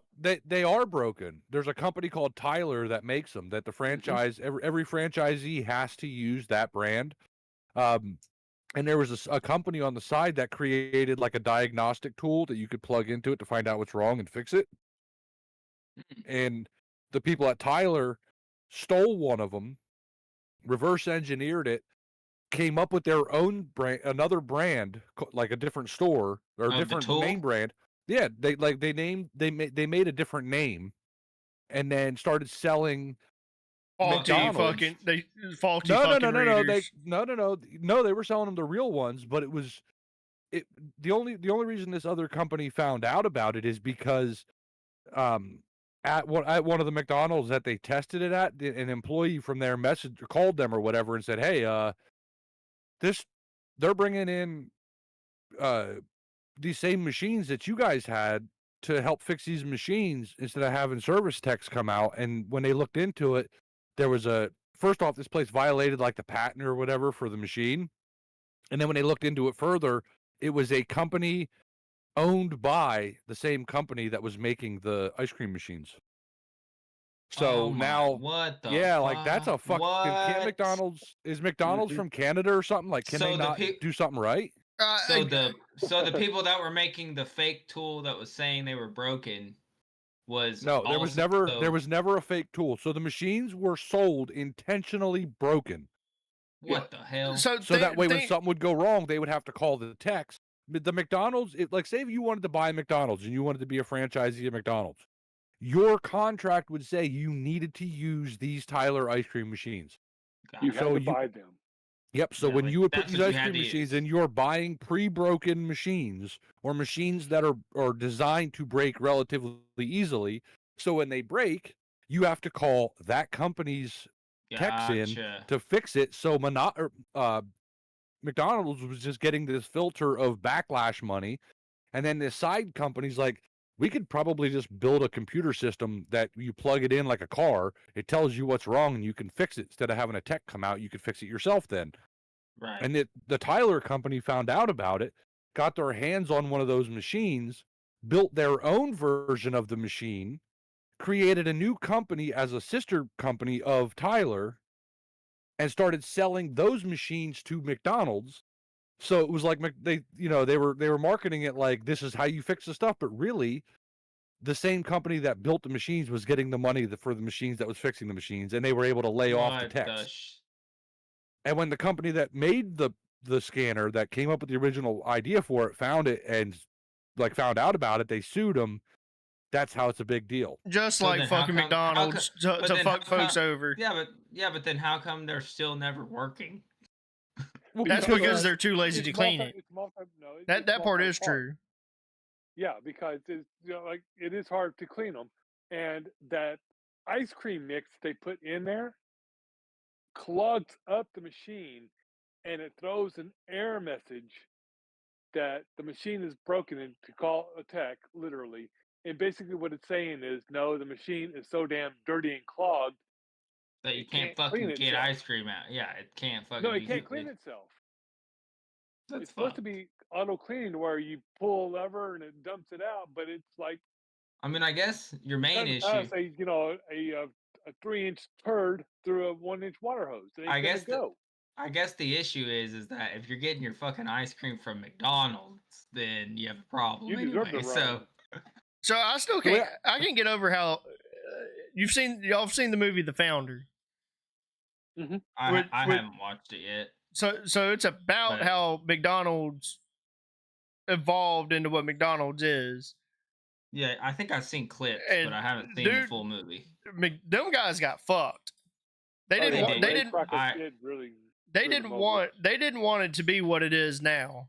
They wanted it to be a real personable place. It wouldn't have lasted. If McDonald's wouldn't have done what, if the guy wouldn't have fucked them over, McDonald's would not be what it is. Oh yeah, no. This is something funny. So we went to Burger King sometime last summer. I had to have been, and I wanted to get like the Whopper or something, like the double fucking patties with the all Burger King burgers are supposed to be flame grilled. So I'm okay with, and I placed my order, and the lady's like, "Oh, our machine that does the flame grilling's down. It's broke. We're waiting for somebody to come fix it. Is there anything else you'd like?" And I was like, "Yeah, let me get a chicken sandwich or whatever." Like I just wanted food. I didn't really care, but I really wanted the Whopper. Right. And I pulled around, got my food. We drove like a little bit down the road, realized they forgot stuff. Oh shit. So we went back to the restaurant, and instead of going through the drive-through and dealing with that, I just walked in, took the bag in, I had the receipt stapled to the Oh. bag, Oh shit. went in, and I was like, "Hey, this is the bag. We didn't take nothing out of it. You guys forgot whatever it was. I don't know if it was nuggets for the dogs or something like that." And they're like, "All right, well, hey, we'll get it right out here for you. Just hang tight." And I'm like, "Okay." So I step off to the side a little bit, and don't a bunch of burgers come out and get put on trays, and people come pick them up? Now, at first, my brain went, "Huh, that's fucking weird." Then my brain said, Burger King burgers are all flame broiled. So if How are they I making any burgers? literally just wanted a burger, but the machine was broke, but yet they're selling burgers inside, then my mouth said, Oh boy. "Okay, let's go." Oh, And I walked boy. up and I said, "Can I speak to a manager real quick?" And this big old fat lady, she was a You heifer. got the Whopper. Oh, she was a big one. She was a big one. She wasn't wiping her own ass. I'll promise you that. Oh my god. She walked up and she's like, "Oh, Jesus how can I help Christ. you?" And I was like, "Yeah, I was just here through the drive-through, and that lady over there wearing a headset said your flame broil machine was broken, and I couldn't get a Whopper. I said, could you please explain to me why in the fuck everything that's coming out here is a burger?" And she looked over, and whatever the girl's name was, she said the girl's name. She's like, "Are you telling people at the drive-through they can't get Whoppers?" And she didn't say a word. She just like stood there like a deer in the headlights, like, "Uh-oh, this wasn't supposed to Oh happen." shit. Like this And I guy said, was "Well, if not that's," supposed to come in. I said, "if that's the case," I said, "then what's in this bag is mine, and plus some of this Whopper that I wanted to buy is now on you, right?" And she goes, "Well, I'm sorry, sir, we can't do that." And I said, "Bullshit." I said, "It's have it my way, isn't it?" And I wanted a fucking flame broiled Whopper, and I was told I couldn't have one. Oh, these people can have one. Now I want one. So you buy it for me. Needless to say, I left there with a Whopper that I didn't pay bet. for. I bet And I you don't know. did. I don't know if this bitch lost her job, got taken off the drive-through. I don't know what kind of scam they had going, but I will never go through the drive-through at that Burger King ever again. So we need Or you to go back. We need you to go back and find out an update on that lady because we're gonna all want to hear it. because if I go through that drive-through or any drive-through, as a matter of fact, ever again, and they tell me a certain machine is broken, I'm going right in the lobby. I'm just going right in because fuck that. Yeah. First off, you could go into the stores and use those kiosks and get your food faster than going through the drive-through anyhow. That The only reminds inconvenience is That's getting true. out of your car. No, that's a true statement. that reminds me going going to Hardee's one day. And you know Hardee's is flame broiled burgers as well. Go through the drive-through and like, yeah, I want like the Hardee's burger, whatever the Hardee's burger is, and they're like, oh, we're out of burger. The fuck? So How how are you you doing How open? the fuck How are you are you? open, motherfucker? How the fuck are you a burger like restaurant and you're out of burger? Okay, I did the same thing Hammy did. Let me get a chicken sandwich. Oh, we're out of chicken. So how are you open? Well, what the So fuck? how are you What the open? fuck do you have? Oh, we have Y'all French fries. got a peanut butter sandwich? What the fuck? Like, No, I don't want your Yeah, fries. get some bread, peanut butter, jelly, get it on there. Let's go. And what? Why are you open? Oh, well, we have to be. my mom. What the fuck? My mom taught me to be. You an have to be asshole in open with restaurants. no fucking shit. No with fucking food. lie. No fucking lie. They said they were out of everything That's except nuts. for French fries. So the two things that like, it'll stick with me. One that I did, and I did it with Brandy there, and Brandy was embarrassed, and I didn't give a fuck. We went to whatever restaurant, I don't even know what it was, one of the McDonald's or Burger King. I'm not even sure which one it was. And all of my food was cold, like the burger, the fries, everything was cold. So I threw it all on the floor. Literally just slammed it on the floor and made a fucking mess. Grabbed my drink and took a sip of it, and I was like, well, this fucker's cold too. And I threw it on the floor. Now, when I tell you that Brandy had this look like, oh my God, and we get up, she gets up and she starts walking. I said, well, I ain't cleaning this fucking mess up either. We start walking to the door, and she looks over to the people behind the counter and says, I'm so sorry. I look over. I said, I'm not. And just walked right out the fucking door. And we get in the car. She's like, why did you do that? I said, I don't give a fuck. I paid for it. It was mine. Fuck them. I'll do whatever I want with my own food, right? I had to go had to stop somewhere else to get something to eat that night. Yeah, we did. But it worked out because we went to Chinese after. So really, I spent a whole lot of money just to get full. But damn it, I was so mad. She really loves you. Oh yeah, because you can't take me out. I went to a Chinese restaurant in a town I used to live in. Got takeout, went home. I said, I don't want no vegetables. But when you're speaking to the Chinese, you don't say vegetable, you say vegetable. Because they don't know what a vegetable is. They know what a vegetable is.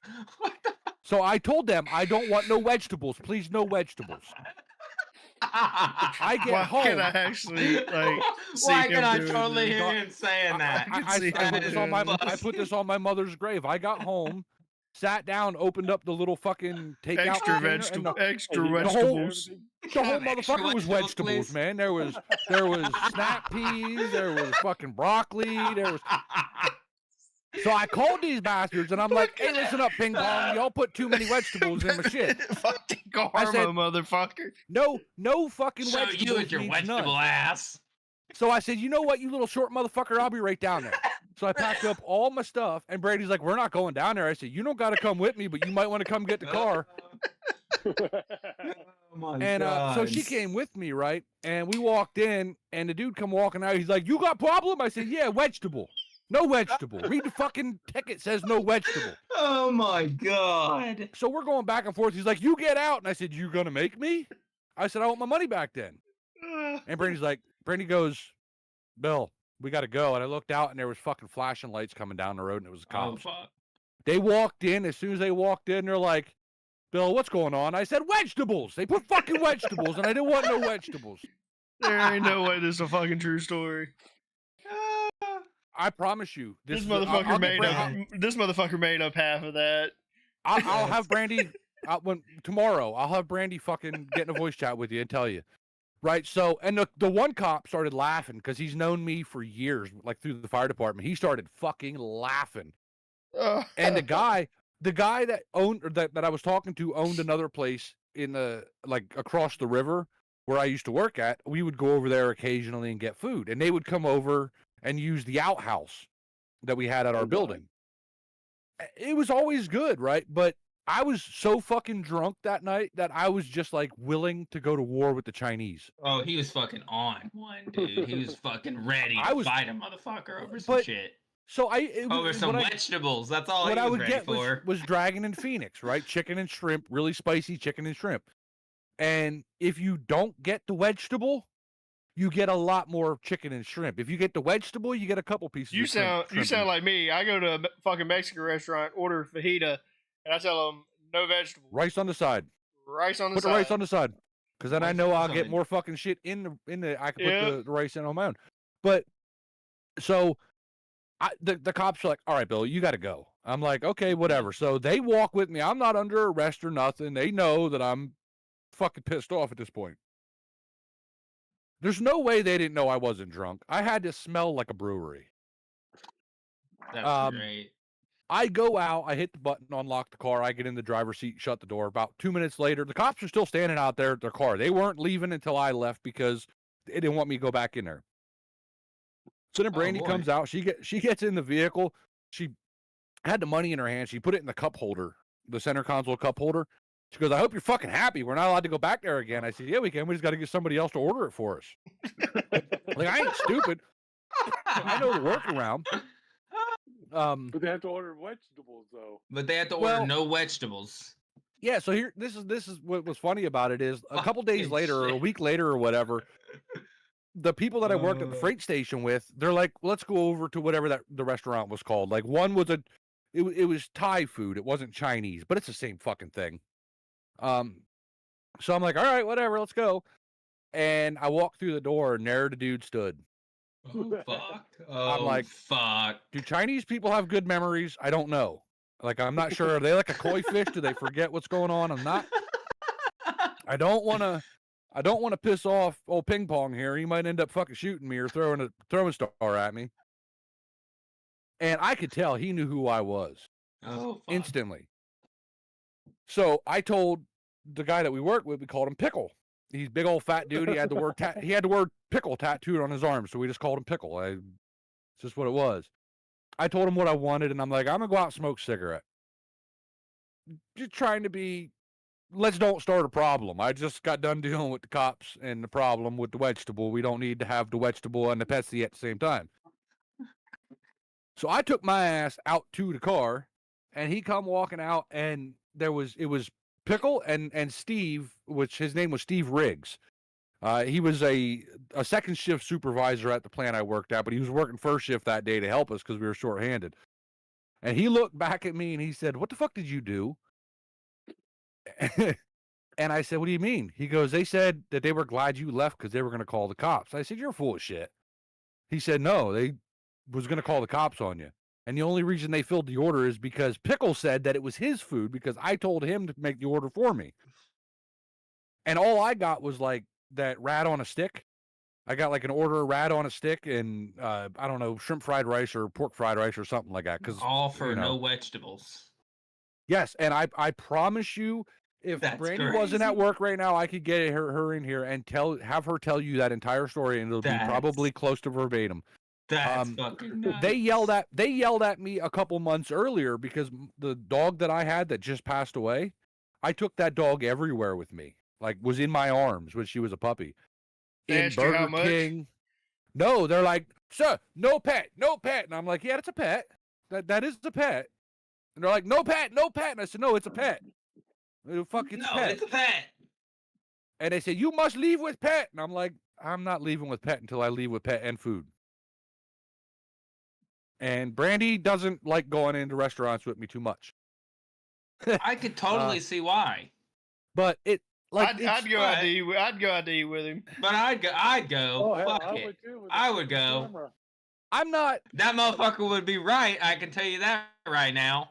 My that mom order raised would be me right as fuck. If a My world, mom raised if me World well. Star was still a thing, his ass would have been on World Star forever ago. My mom taught Don't me know well. how Do he you never remember? went fucking viral on the internet for being a fucking tar. Fucking World Star. Well, because none of my stories don't get put out there because, you know, it's just my mom taught me well. Do you know that there's a difference between Burger King and McDonald's burgers and Wendy's burgers? It's a very clear distinction. One is round and one is square.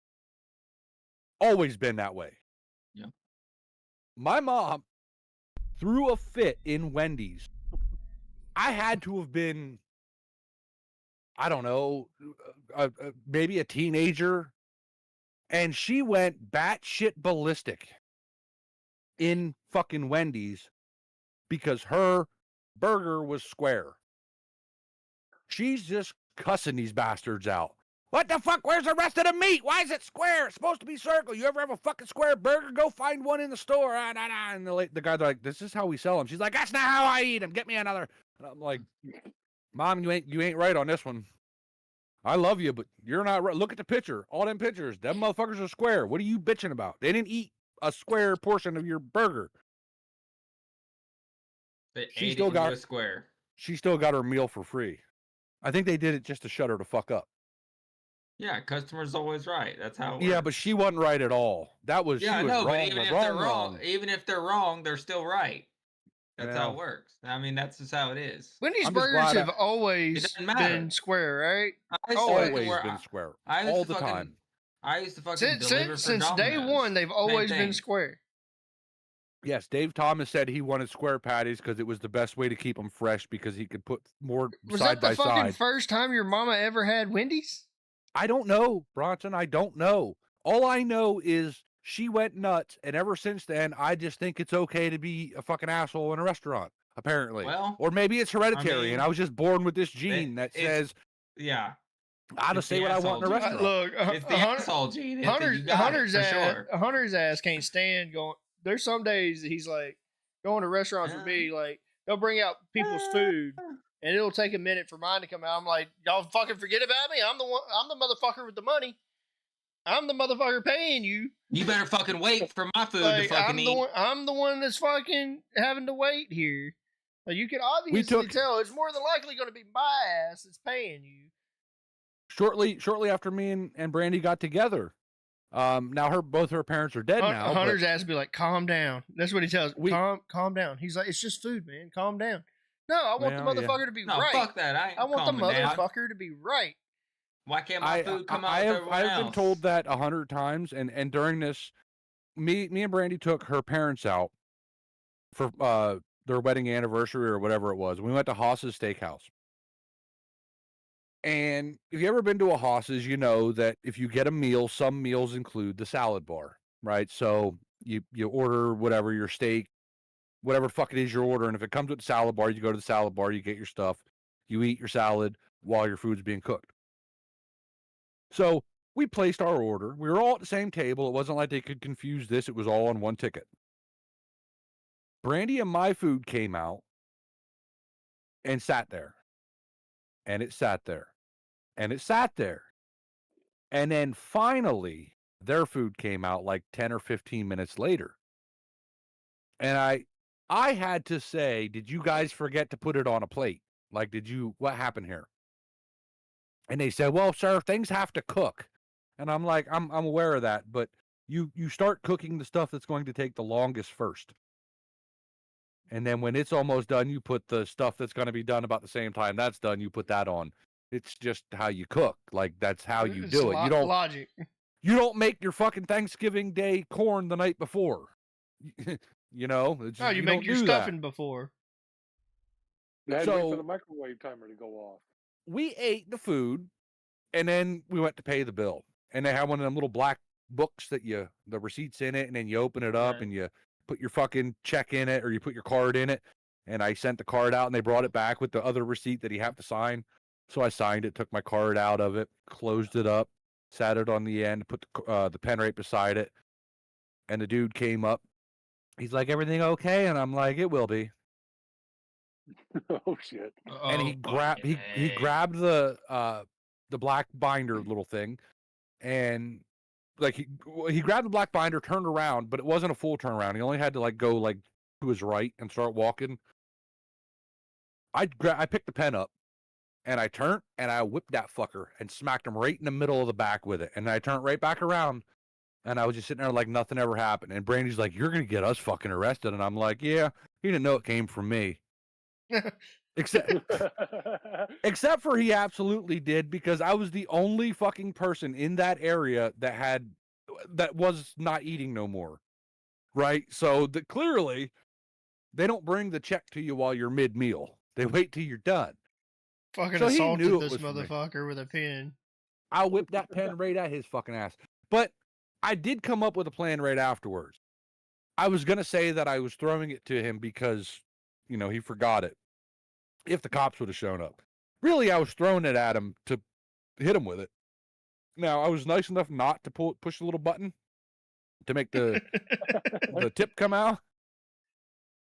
Yeah, no, you could probably make an episode if you could somehow convince Brandy to get on a podcast, and you did the Don't Take Hammy Out to Dinner podcast.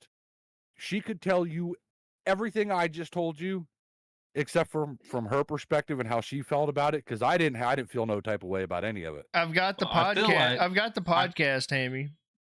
I feel like if the button's pressed on, but you're not going to get her on the podcast. That's the problem. But the thing is, in a couple of weeks, so to be after 4th of July, we're having the wife's podcast, and they are taking over Two Drunks in a Bottle. Tater's wife, Jess, and Max's girlfriend are all taking over Two Drunks in a Bottle. That is the perfect opportunity for Brandy to come and take over Squad Productions with the girls and tell all of the shit about us. But the problem is like, because she's, even when we're playing games, she doesn't talk. Very rarely does she talk. Yeah. So to get her on a pod, she would say, "Sure, I'll join it," and she'll just sit there and won't say a fucking word. I don't know. It's a bunch of women together talking about the husbands. Yeah, you get old hands together. That's all it is. They squawk. But so, moral of the story is, some of the stuff that I did, I think everybody would do, like the Burger King thing, like throw a fit why I was being told I couldn't get what I wanted. The Chinese food, I probably should have just let that one go, but alcohol played a very key fact in my decision-making process at that point. Now, I like vegetables. I love broccoli and snap peas and onions and all of that shit. But when you're getting a takeout of any Chinese, you do not get that, because they put more of that in than the actual meal just to fill the container. Right. So no vegetable. And I do that same fucking thing. That shit trips me out that you do the same exact thing that I fucking do. Like, no vegetable. Yeah. And I was already, like, me and a buddy of mine, actually a couple buddies of mine, sat out in my backyard that night with a fire and like 2 30-packs of beer, and we just got fucking drunk. And I don't eat until I'm done drinking. That's always been a rule. Like, that is backwards. You're supposed to eat before you drink. No, because then that's not how it works. you're wasting your Yeah, money. Then no. you don't eat, so you get drunker faster, and Yeah, then you eat when you're done. but- Because if you eat, Because if you then eat you sober beforehand, yourself up. yeah, if you eat I- beforehand, then I all know- the alcohol is absorbed by the food, and you don't. Right. Nor- Yeah, as you, much. you, Well, you that- can that's just kinda pound the- them back without eating. But you don't want to really drink on an empty stomach. No, it's fine. Yeah, it Not ain't gonna gonna hurt hurt you. I don't typically drink on an empty stomach. I do that. I mean, I'll drink 15, 20 beers a night on an empty stomach, and then when I'm done, I'll have something to eat. So All we right, sat well- out anyhow. We sat out in the fucking yard drinking all this beer, and I used to go to McDonald's or Burger King, and I would get the spicy chicken crisp, no lettuce, extra onion. That was my order. I want 4 of them, 5 of them, whatever. And then I would put Tabasco sauce on them.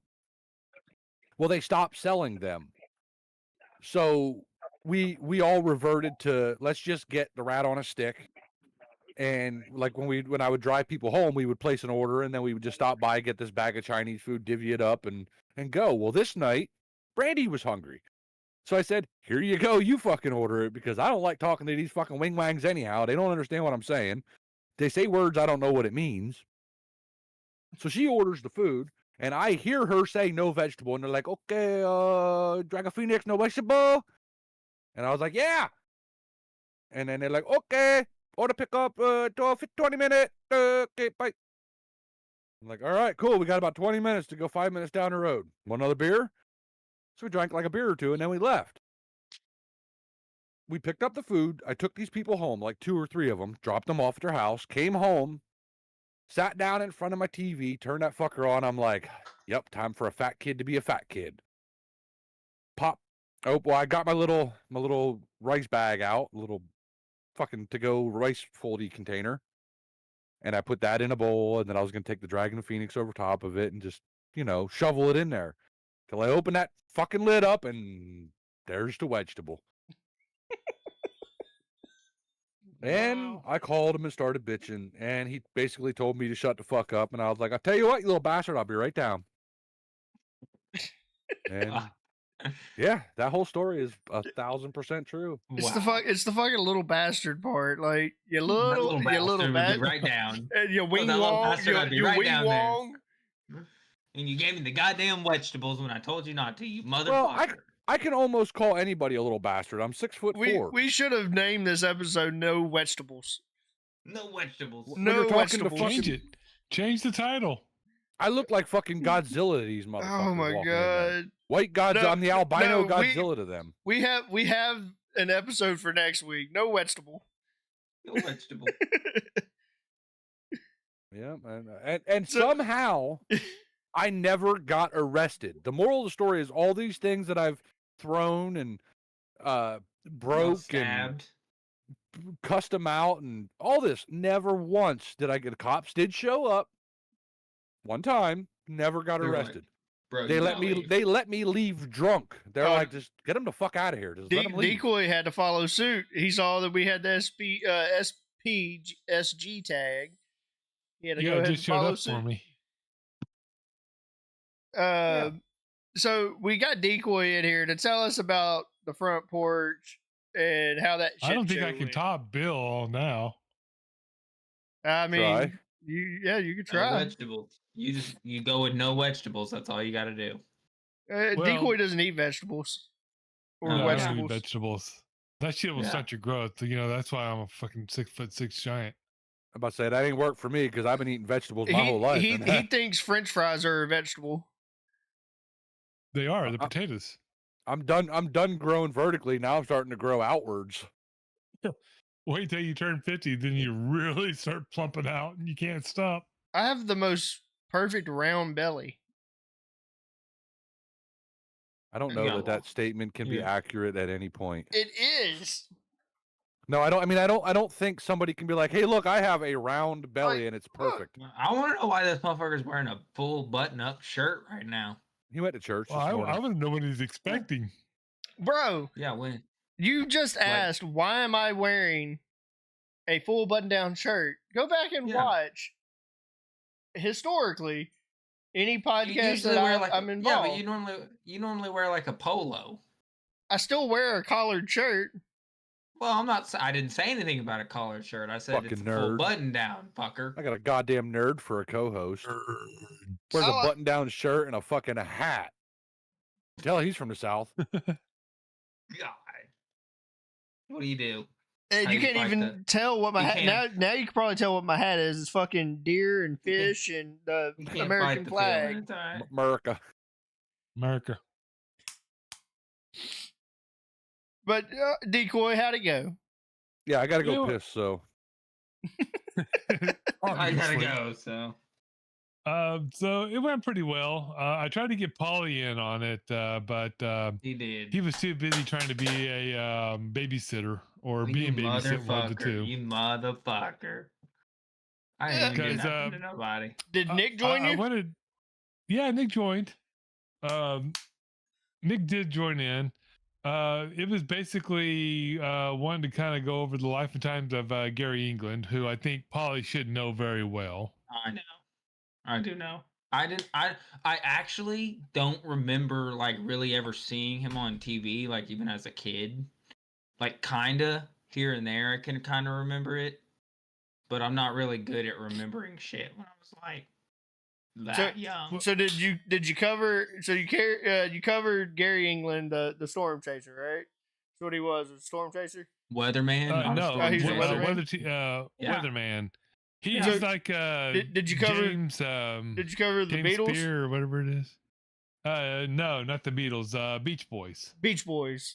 Brian Wilson, also the person who started with his brother Dennis, the Beach Boys, passed away also. So I mean, almost literally, it was two two people that had big differences in my life. Because I mean, I love the Beach Boys music, and Gary England. He's the one that really got me into a lot of meteorology as a kid, and let me grow as an amateur meteorologist. And the only reason why I'm an amateur is because I didn't get to go to college for it. But basically, it was a good breakdown that way. Also, let's see, what else did we talk about?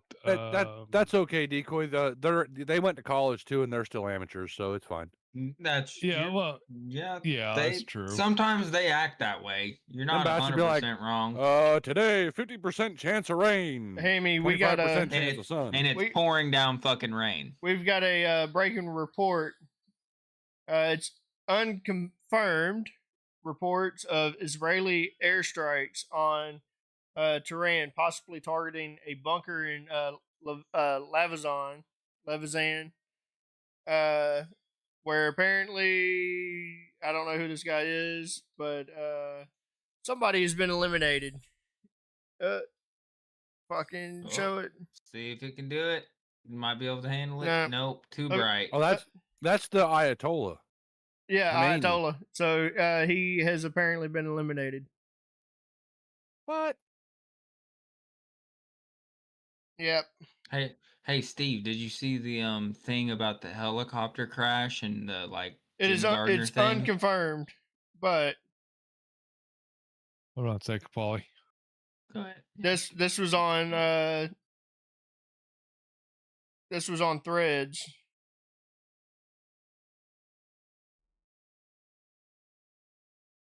So Is that like a real thing, or is that a? Threads. Trump was on Threads for a little while before he joined whatchamacallit.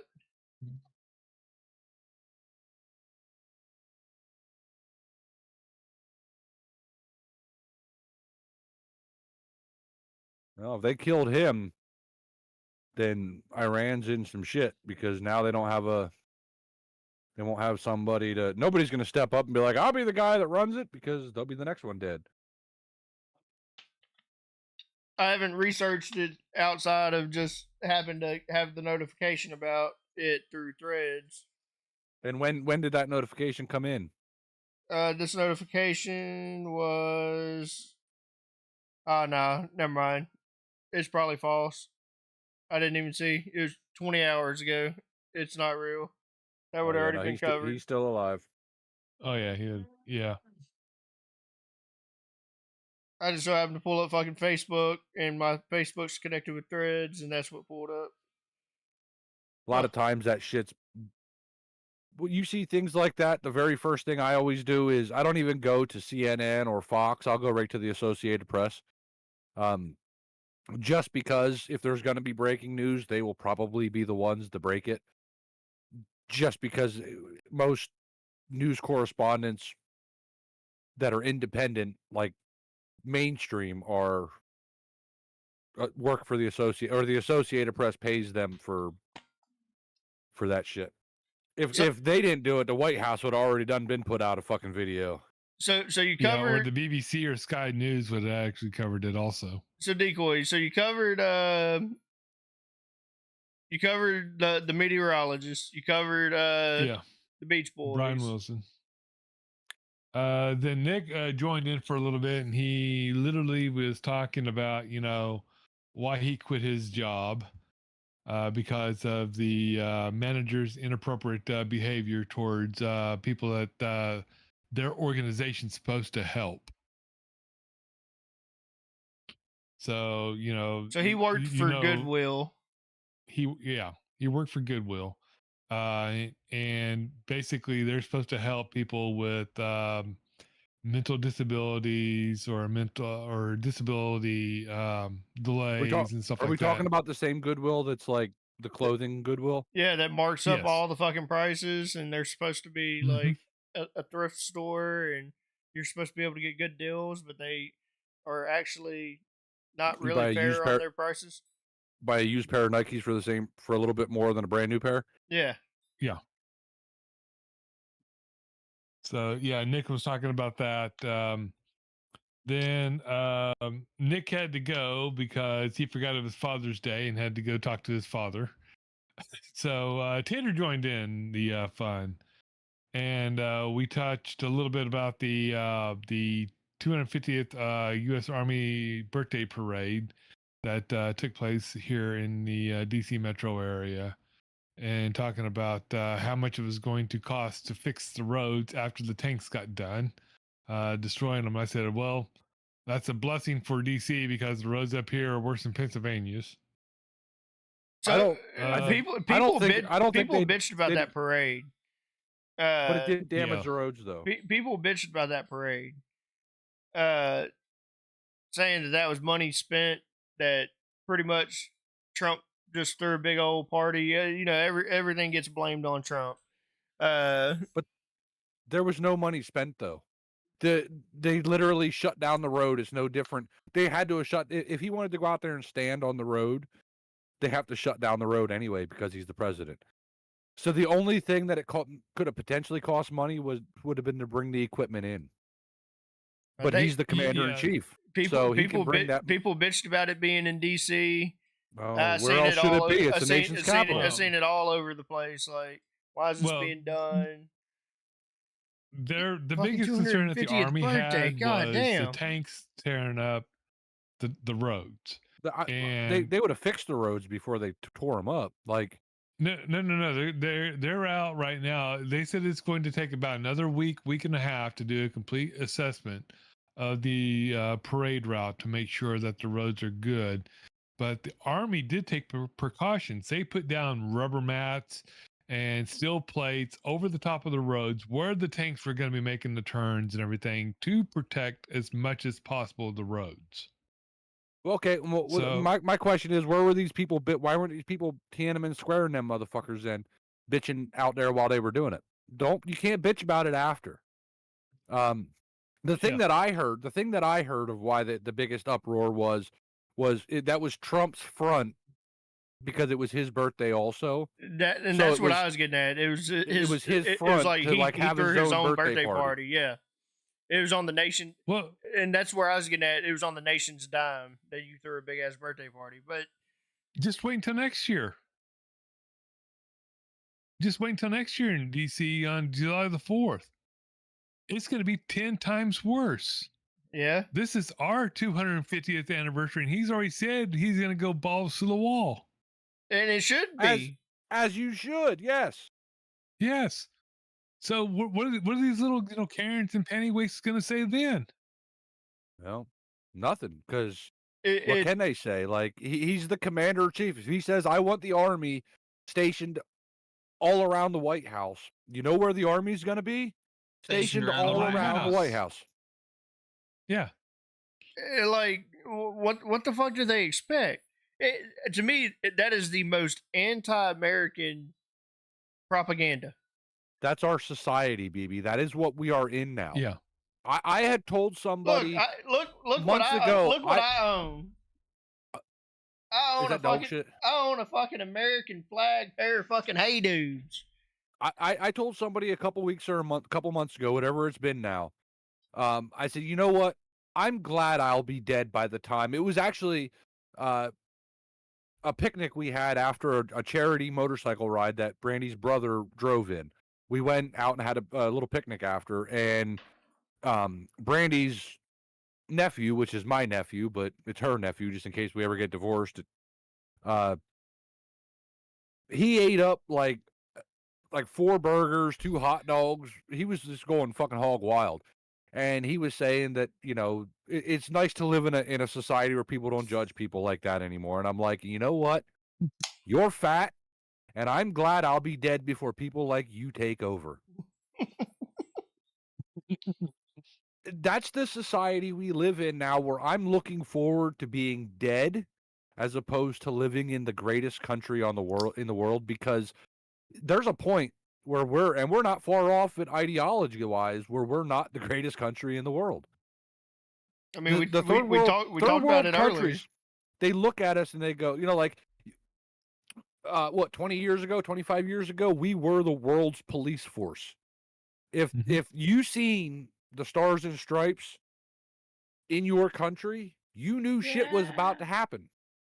That shit was real. We talked about it earlier that just not even in the last 20 years, close to 20 years, but the last 12 to 16 years, it's been fucked. We're breeding like pussies is what we're doing. And that's sad because in 20, 40 years from now, when that war breaks out that we have to get involved in, we're gonna be sending a bunch of fucking sissies in to fight. Well, there's no you can't there's nothing you can say that can convince me that in 20 years, when we hit another war or there's a terrorist attack that we have to defend ourselves against, we're going to be sending a bunch of people in there that already came in with fucking pro-Palestine tattoos tattooed on their fucking arm, and they got to go kill them people. They ain't going to do it. They're not going to have the brass to pull the trigger. The real man's man in the United States is dying. That is, you can't. I say shit to people that I know after I say it, I probably shouldn't have, because I don't know if I offended them. But I still put my head on my pillow at night saying, my balls are still there, and they'll be there until... You can't give a fuck if you offend somebody. There's no point in caring, yeah. Like, we wouldn't be doing this right now. I can guarantee you, however many people end up watching this, at least one person was offended by the comments, the statements, the topics, anything that was covered in tonight's podcast. They were offended, and I'm okay with it.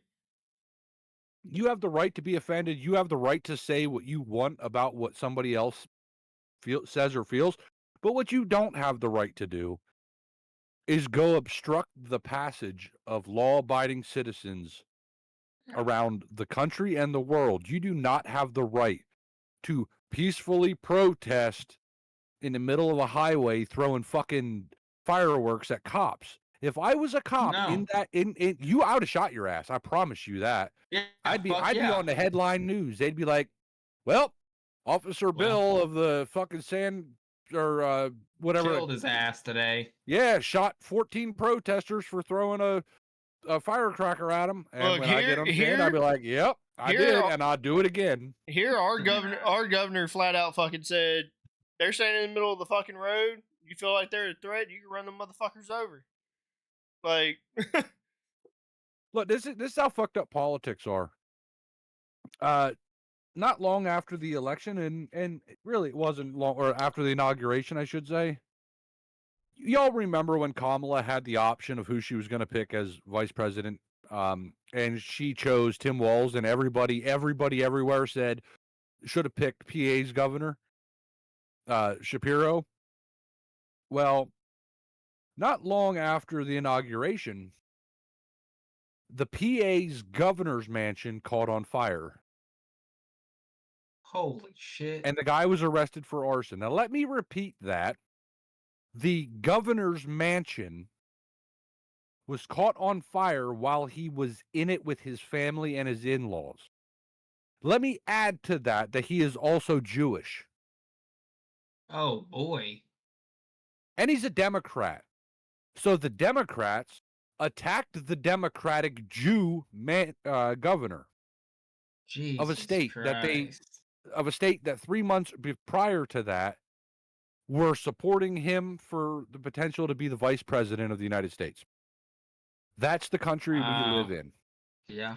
It's fucking. Oh God, I don't know, dude. We have major issues happening.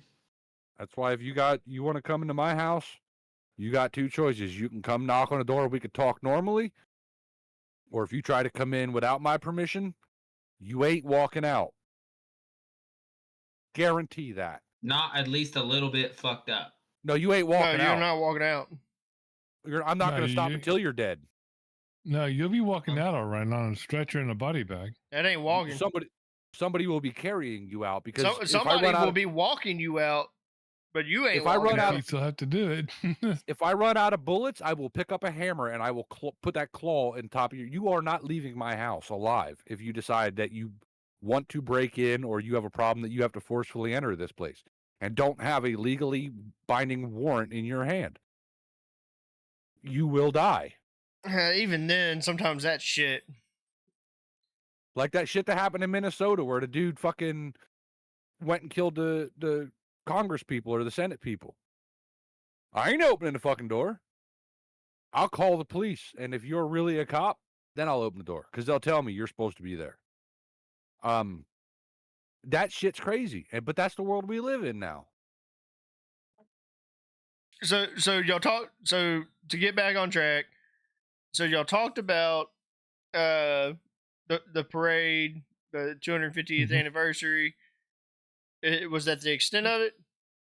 No, after that, this is where I thought maybe Hammy might have seen it because, You had to remember it was Father's Day.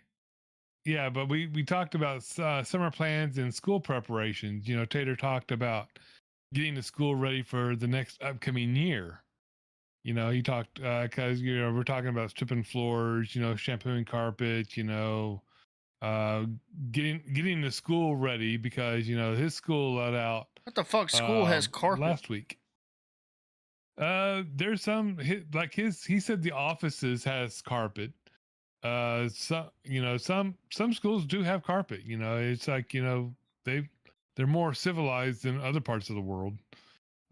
Except for where I live. Ain't no school I ever went to had a fucking carpet. You had to hurt your feet no matter where you went. I've seen some with like part of the school is carpet, Yeah. like maybe like offices, but I've never seen like classrooms and shit with carpet. Yeah, when I was growing up, we had one or two rooms that had full carpet in them. Well, it's because you grew up in the time years ago. Yeah, you grew up in a time to where your school was one big room. It was called the school house. That and carpets were new, so they were really excited to show them off. And they were probably shag. They were probably shag, right? And when Decoy was growing up, air conditioning was they just got a big block of ice from the Iceman and stuck it in the window and cracked the window a little bit. Yeah. So do that. Can't trust this newfangled stuff because hell, it doesn't last more than 5 minutes around here anymore. You ain't wrong. No, yeah, that is true. They build the shit to break, so you have to pay for new. Yeah, I've got an AC guy that will tell you that he will tell you that these big name companies that come in and that they will literally it could be a super simple easy fix, and they will tell you your entire unit needs to be replaced. Yep. because they'd rather not nickel and dime and just go ahead and get you to spend tens of thousands of dollars to replace the fucking unit than to just come in, fix the little bitty issue. Like literally, uh, You seen the? during the winter, I had a wire come loose that stopped my blower motor. Oh It was damn! literally just a loose wire. He come in and he was like, "I'm glad you called me because they never would have diagnosed that it was They that would have loose said wire. you need a unit. They need a new unit. They would have said you need a whole new unit Have you because your seen? Have you seen unit's that? 25 years old." I've seen those things where they like test that out and they like bring out technicians and they're like, all right, so they basically have them test it and then like they know it's running properly and then they do like a deal where they like put like a small thing on it where like any technician that does works on that shit would know that that's what's wrong with it. Like disconnect one little wire and they're like, oh, it's disconnected, and like any technician would come in and be like, okay, hey, this wire is disconnected. That's all that needs to be fixed.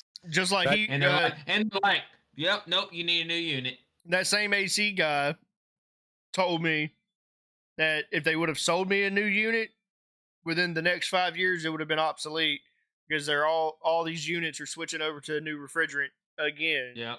And, Again. Yep, So you're it would have been absolutely right. they would have sold and you they an are. obsolete unit. And they are switching. So that Them is bastards yeah, pulled the- see, they're talking about the 412 or the 410R a They're talking about- refrigerant. they're talking about 410, but there's a new one too now. Yeah, there's yeah, a we new got one. like- the- there's a we new got version. the 424 B. That's And what it apparently is it's propane. it's two different refrigerants mixed together. It's R32 and 151, but you have to mix it just right. And yes, it is highly flammable. Yes, That's what our new one is. It's But- basically Yeah. propane. So then is what I've heard. you probably don't have an obsolete unit. This was back in the wintertime. He said by summertime they would Yeah. have new units released. Oh But yeah, if I that's had the, to, Biden if I would have bought one in January, you remember Decoy? My heat went out. yeah. Remember, my house ended up getting down that one night to like Mm-hmm. 48 degrees inside the house, and Yeah. it was cold. Fuck that. It went You out. don't want to come up. Don't it come went out- up here in the wintertime if you think 48's cold. Well, no, that was inside of the house. That was inside the house. Yeah, I know. He's still.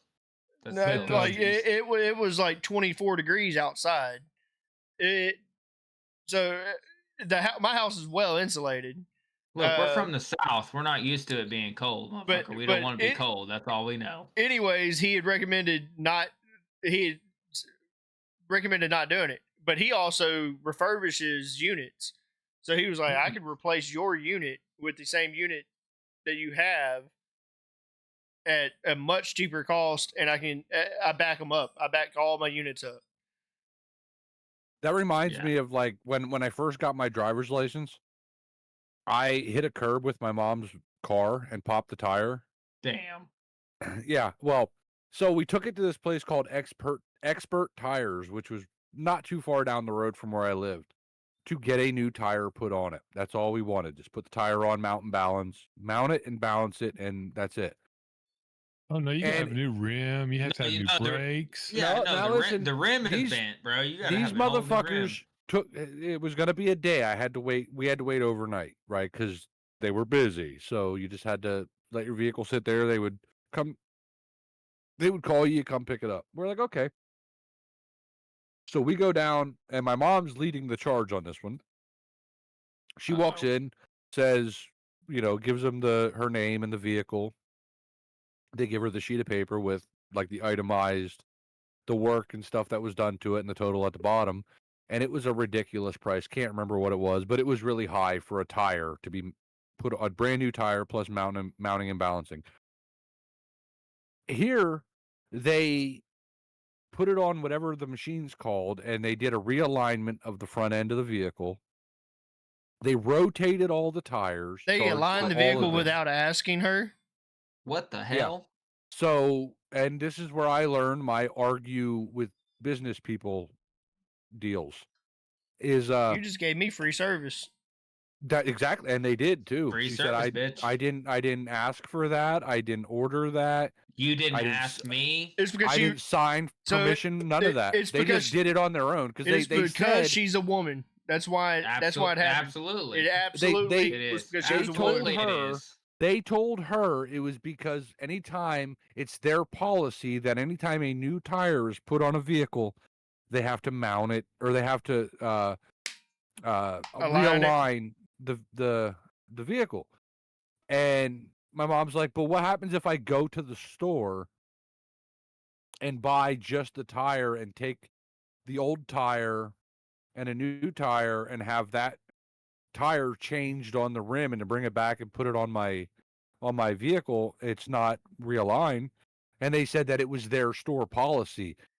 And my mom said, your store policy doesn't matter if it's not what I want done. So I can tell you, it is because she was a woman, and the reason I say that is I have tested this theory. I bought brand new tires for Jess's car a few years ago, or last year. Maybe it might have been the year before. Anyways, I told her call, get a quote, whatever. She calls me. It's astronomical. I'm like, what the fuck? So I call and I get the same 4 tires quoted, and it was like $200 cheaper. And so, me being me, I said, all right, so my wife just called up here, and y'all quoted her this. Why are y'all quoting me this, and it's the same tire? Yeah.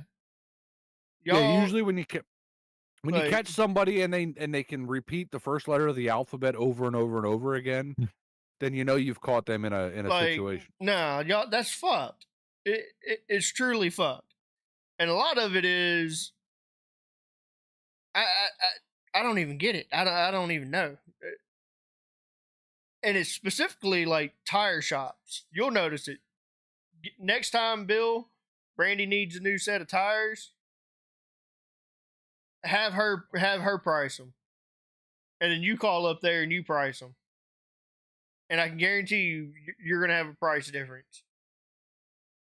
The only place that you won't you have can that problem guarantee it. is if you go to Sam's Club, Costco, or someplace like that. Because No. they Well, have it right up. Yeah, but that's a wholesale. You're buying wholesale. But if you're buying from, like, I know what you're saying, BB. If you buy from like a garage, yeah, they're gonna try to take advantage of you. And to be fair, that is, while it's wrong, it is considered a fair business practice, and I don't agree with it.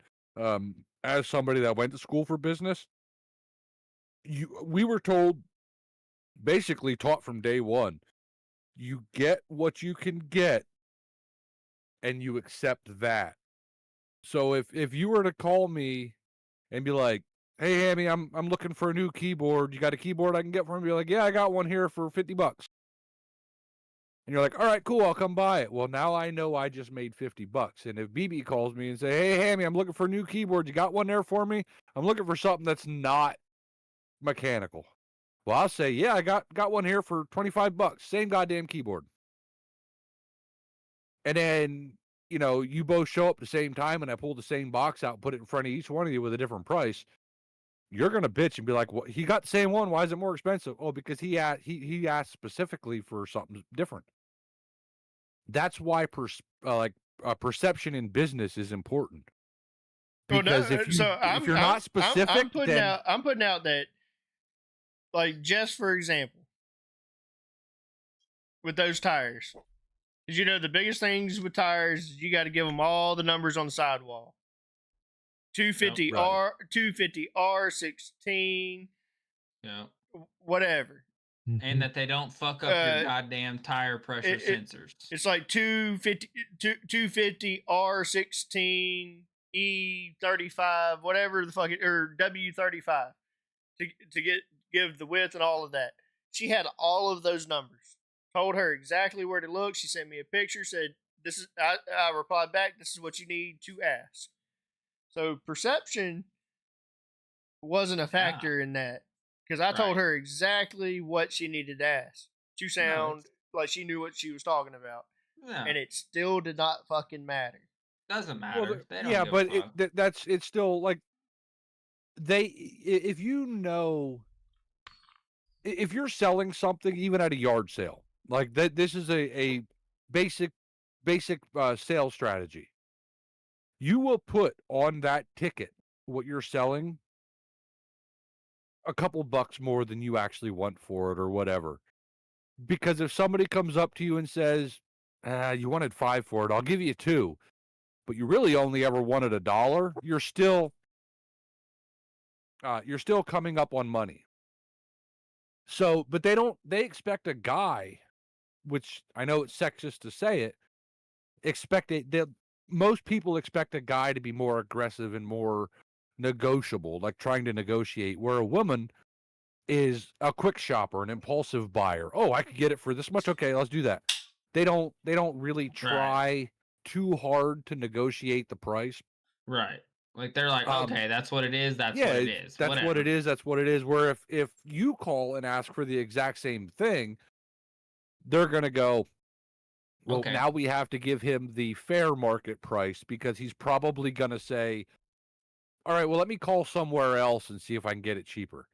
So they're gonna automatically, because you're gonna take, you as a guy being an asshole, because us guys just are inherently born with that. Bro. Like they know, So right? So they're gonna say, okay, well, if he says I'm gonna call and see if I can find it somewhere else, then they're gonna. It's like the doctor saying, the doctor statement, right? Get a second opinion. If you know you could get it somewhere cheaper, like I've already done this, and I'm guilty of lying to people when it comes to this. Is they'll be like, you'll try to get something, and you'll be like, well, if I just 20 minutes down the road, I can get it for, $15, $20, $50 cheaper. Can you at least try to match that so I don't have to drive there? I'd prefer to just buy it here. More than likely, they're inclined to take that little bit of money off just so they can make the sale. So I've been dealing with I've been dealing with at work. I started doing some buying of products at work, and so I've been tasked with the previous person that did the job. They were supposed to be negotiating, and we had to reduce costs anywhere from 5 to 10%. So I learned that we were using a freight company instead of using the vendor to ship our products. Why aren't we using the vendor? So I got curious, and I was like, okay, hey vendor, give me the price of what it is to ship. All right. Freight broker, give me the price of what it is to ship. The freight broker is more expensive than the vendor to ship. Yeah, because they're taking an empty truck, sending it somewhere to fill with stuff to bring to you, where the vendor can just ship it right from site. No. The vendor has a freight broker that is using the same companies that the freight broker is using. But the vendor is cheaper to use the same companies. So I'd asked the freight broker, hey, can you come down on your price? Like, I'm talking, the freight broker was quoting $600 for 5-day shipping. The vendor was quoting $400 for 5-day shipping. So I literally asked the vendor or the freight company, I need you to come down, whatever the percentage is of that. It was like 25%. I need you to come down. And so she ended up coming down on the price. So then she goes, I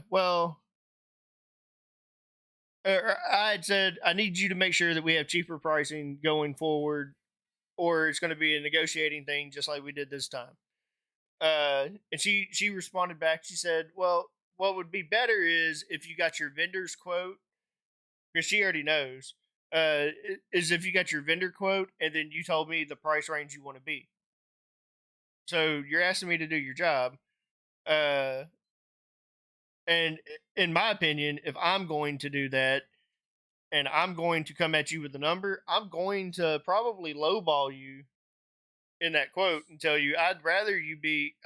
We need to be $100 less than what the vendor is. You know what I mean? Well, yeah. I mean, that's they're gonna do that. Ethically, vendor- it does. To me, ethically, it doesn't seem right. To do that, like you're asking me to get the quote from the vendor, and then you want me to give you a ballpark, and so you're going to come in $5 cheaper. More than likely, I'm not going to go with you over $5. Like, fuck But off. did the time shrink? Did the time shrink from Nope. 5 days or? No, So you saved money, but you didn't save time. I saved $5, no time. I mean, that's really not a come up. Exactly. At that point, then it's customer or delivery service. When they show up, do you have to unload it? Do they unload it? They're or using like the same. They're using the same company. And yeah, So really, I unload all trucks. So you saved $5 and really got. That's it. You saved $5. I saved $5. Ooh, employee of the month! Look out! If you that's good, though. That's a lot of money. Yeah, but if you understood more of it, like it would be like, oh shit, because there's more negotiating involved inside of it too. Because it's not only negotiating freight, but we're negotiating price with the vendor themselves. So the vendor's coming down on price, which is taken into consideration. Plus, they included freight. Oh shit! Oh, okay. So when I worked for a place called Fermanto Foods, I remember me telling you about. I worked at the freight station where that's the place we would go to, the Chinese restaurant. We would get. They were anywhere between 2,500 and 3,500 big huge sacks of beans, kidney beans, Great Northern beans, whatever. They would come in on trains. We would have to unload them with forklifts and then stack them and load them on a truck and take them out to the factory. We would also get 3,000-pound square boxes of tomato paste, just pure tomato paste, that we would have to take back up and concentrate with water in a mixer and get to where we could put it in a product. And at one point, I was joking with the guys. They're called spotters when they back the trains in. Like they'll back like between 4 and 6 train cars in, and they would like let them sit there, and then they would pull the rest of the train out. And when we had to spot our own train cars, we would hook a tractor like a farm tractor.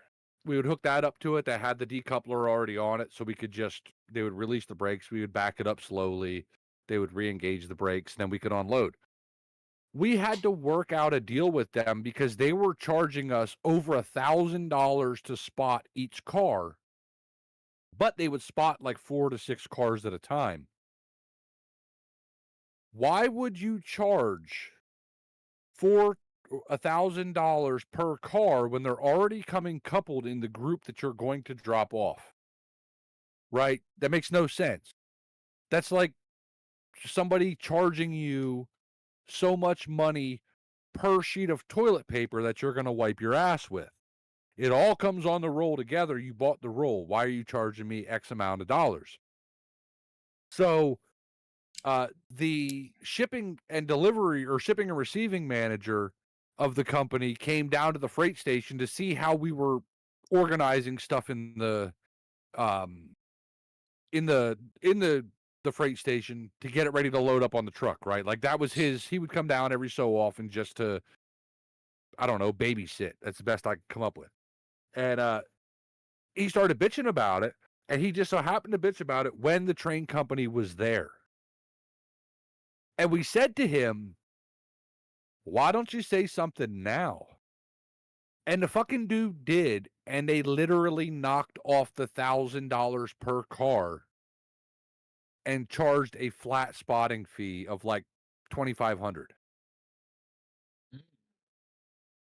So why it wasn't a big savings? It was like, it's something. You know, you can't fix it if you don't say something about it. Like if your store constantly sells you milk at $3 a gallon, and you walk up one day and say, how come it's $250 right next door. They're not going to change their price until they know it's a problem. And if you bring it up that it's a problem to them, you'll bring it up it's a problem to everybody else. That makes me think of Supermarket Sim. I don't know where Boogie had came up with this pricing, but we were playing, or not Supermarket Sim, we were playing Supermarket together. Yeah. And Boogie was like, I always increase pricing by 5%. So buying it from the vendor in the game, and he was increasing price by 5%. No, you increase price by 60% because you have to make money.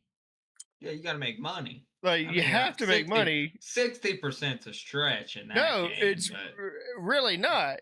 it's a You stretch. bought it for you bought it for $1.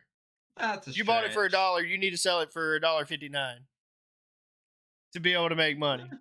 I mean, no, really, no, you don't. Yeah, Technically, really, if you buy drastic amount, yes, whatever you buy it for, you at least need to make double your profit back. sure, If you buy something for $1, it's got to be on sale for $2. right, at least. At all. Like if you go anything below that, then you just need to flip that sign to closed and never even open your doors again. But when you hit the basically 100%, because you want to make 100% profit, once you hit the 100%, I would go no higher than 110%, 125%. Which I guess if you break that down and remove it, you're still probably looking at the 60%, 75% increase. So he's not wrong, but certain things don't need that increase. Yeah, something. 5% increase off of vendor pricing, or a 5% markup on vendor pricing, is not going to make you any money. I mean, you're talking, you're selling something for $1, 5% increase. It's 5 cents. If it's a heavily moved item, then you want to sell it at fair market value. So Right, if a bottle of water sells for $1, you're going to sell a lot of water. Sell it for $25, $1.50. Buck and a quarter, yeah. You don't need to make that profit because the rest of it's going to come off of consumer goods like coffee and milk and you're gonna stuff sell that a people lot of will water. pay for. You're gonna sell a lot of water no matter what, so you don't need as much profit margin. Decoy, we veered off again. God damn it. Always. Jesus Christ. So we veered off again. You are worse than fucking squirrels in a hamster wheel. Come on, man. We all got squirrel brains around here. Come on. So, cleaning the we carpet. Need to talk about something entertaining. Cleaning the carpets. I mean, we're going back to cleaning the carpets. No, so basically, it was just, we were talking about, getting ready for the school season.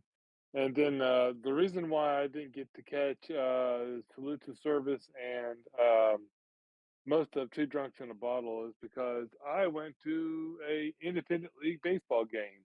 And I was very impressed by how much it literally cost to get in, but I was unimpressed that they decided to start charging $5 for parking, which I didn't really have a problem with, but it pissed me off that I had to pay almost an extra $1 in hidden fees. Independent league, as in baseball. No, yeah, but like independent league, like was it like what level? Independent. Wait, what? You have MLB, and then you have the independent league. No, that's the farm league. You still got NCAA. You got. There's still, was it college level, high school? No. Like what? Professional. Okay, there you go. So yeah, the farm system. Yeah. So it was semi pros. It's like AA, AAA. No, it's not AA, AAA. That's all MLB. It's independent. No. Well, I know, but it was like that level. People who can't make it into the MLB Go. Okay. It's also keep playing Go. A buddy of mine, Bobby Felmy, got drafted to whatever fucking baseball team it was, and he played for their farm league, like their farm team, which is where every baseball team sends their rookies or their new recruits, or even if you're injured and you're coming back from an injury, you go down there and play. to basically rehab and get better. So it's a developmental league essentially, but it's still part of their. It's all those teams are owned by major league teams.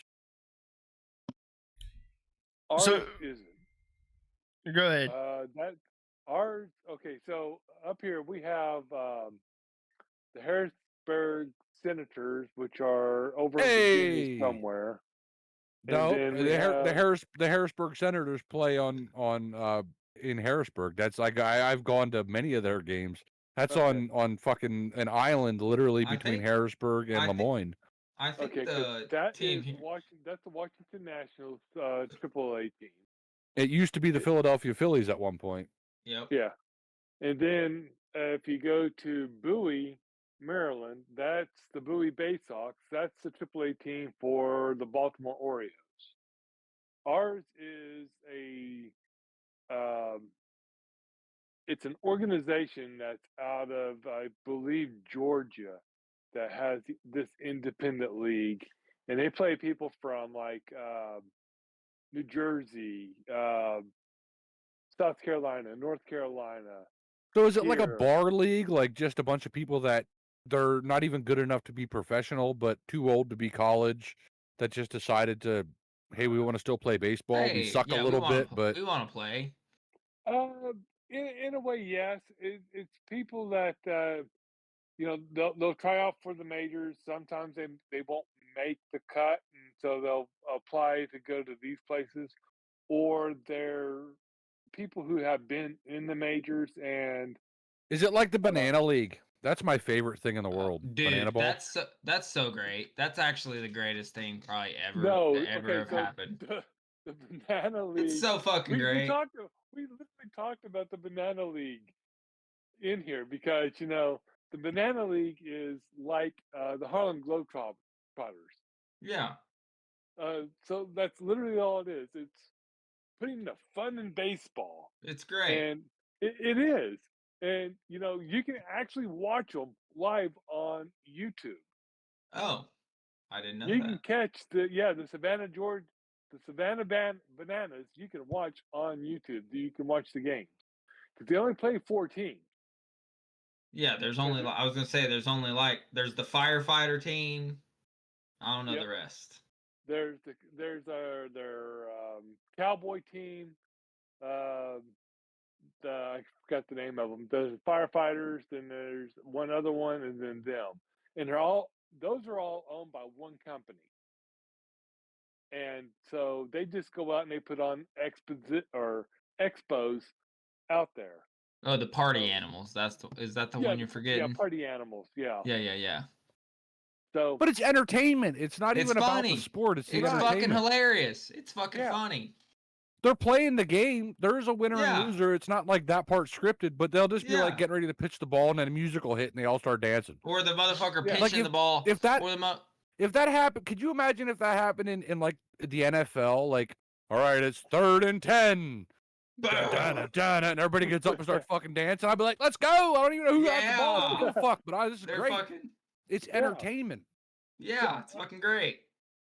I mean, that's literally Motherfucker pitching's on stilts. Great. they're supposed to be coming up here to the DC area. I think they were But- just here. I can't afford the tickets to go see them because to get the good seats to watch them, it's like Yeah. $275 a person. They're pretty up there for good seats. Me, when I we can go- go to my local ballpark here for $18.50 and sit anywhere I want in the damn stadium, even Yep. behind home plate. That Ours that aren't seat bad. that you saw that I posted in the Discord was $18.50 seats. I was 3 rows back and looking right down the first base line. When I go, like, anytime I've ever gone to see the Harrisburg Senators play, I have literally never paid for a fee to enter because obviously I sneak in, but it's not really sneaking in because I walk right past them. There's Right. 2 entrances. There's 2 main entrances to the stadium. The stadium is on an island, okay, and there's a walking bridge that gets you to it. So if you walk across the walking bridge, which is half of the Susquehanna River, and you go down the stadium, the two stadium entrances are to your left, and then there's not really a parking lot, but like a hangout spot where it's like they got picnic tables and trees, and you can get down by the river, and because people go there and fish all the time, so there's that access where you can go do that. If you go that way and just walk around the backside of the stadium, you could go in right beside or like right behind the bullpen. Oh. And walk around the corridor, and you're in the stadium, and you just go find a seat that's nobody sitting in.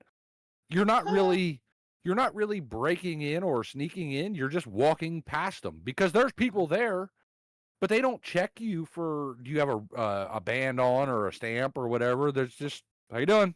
You're probably not supposed to be back here, but you made it this far, so go ahead. Like he knows what he's doing, so just let him go. Nobody stops you. There's nobody there, not a security guard, nothing, because they can't stop you from accessing the river. Right. Right. So if you just walk like you're going to the river and then just start walking around the backside, you could literally walk in through an open gate that somebody is sitting in front of, who probably don't even give a shit about their job. They probably put them there because they're not good at their job and they don't want them in front of people. They put them at the backside of the stadium. You just walk the fuck in, like, hey, and man. you walk on a dirt path all the way around until you get to the steps that lead up to where like you could then access all the seating and just go find a seat that nobody's sitting in. Huh. I do it all. It's super. There's no need to even pay.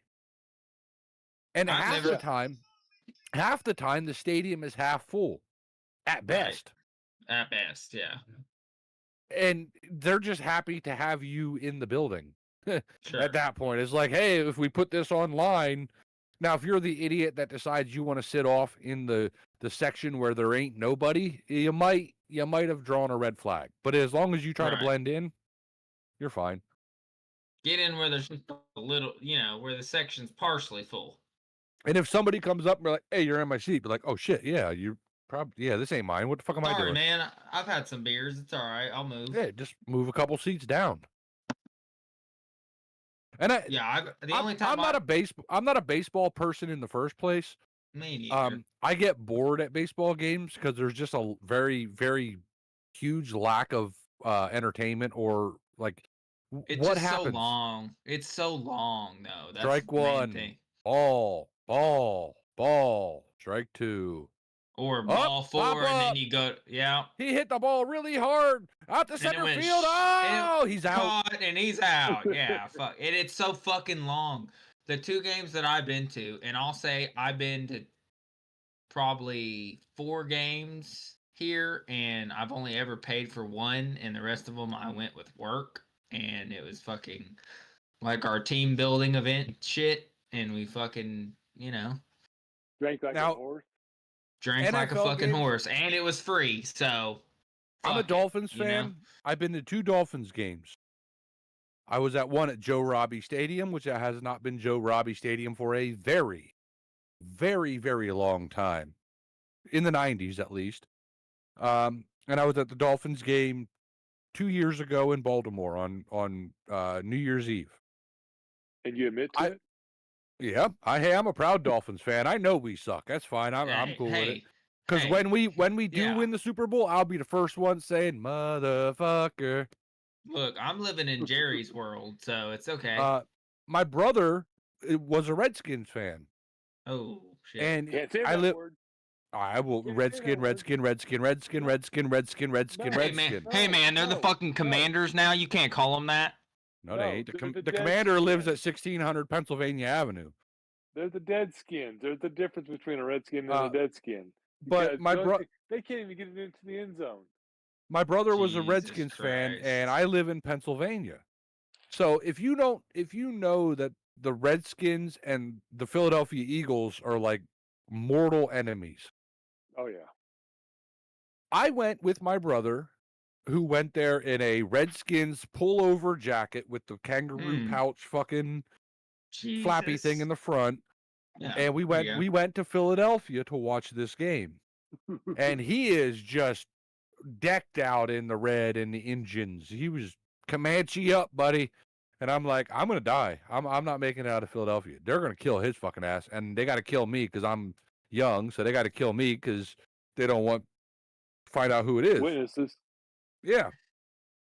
And we're sitting in an area, and you don't, when you buy a ticket to an NFL game, you don't buy a ticket to like Right. the home side and No. the opposing side. You buy a ticket, and whoever is around you, that's where they are. So And you were the red dot in the sea of green. oh yeah, I mean, this was not good. This was not good at all. And like when I went to the Dolphins Ravens game 2 years ago, I was up there in like a Dolphins hat, a Dolphins jacket. Like I was Dolphins down. And everybody around me was wearing Ravens stuff.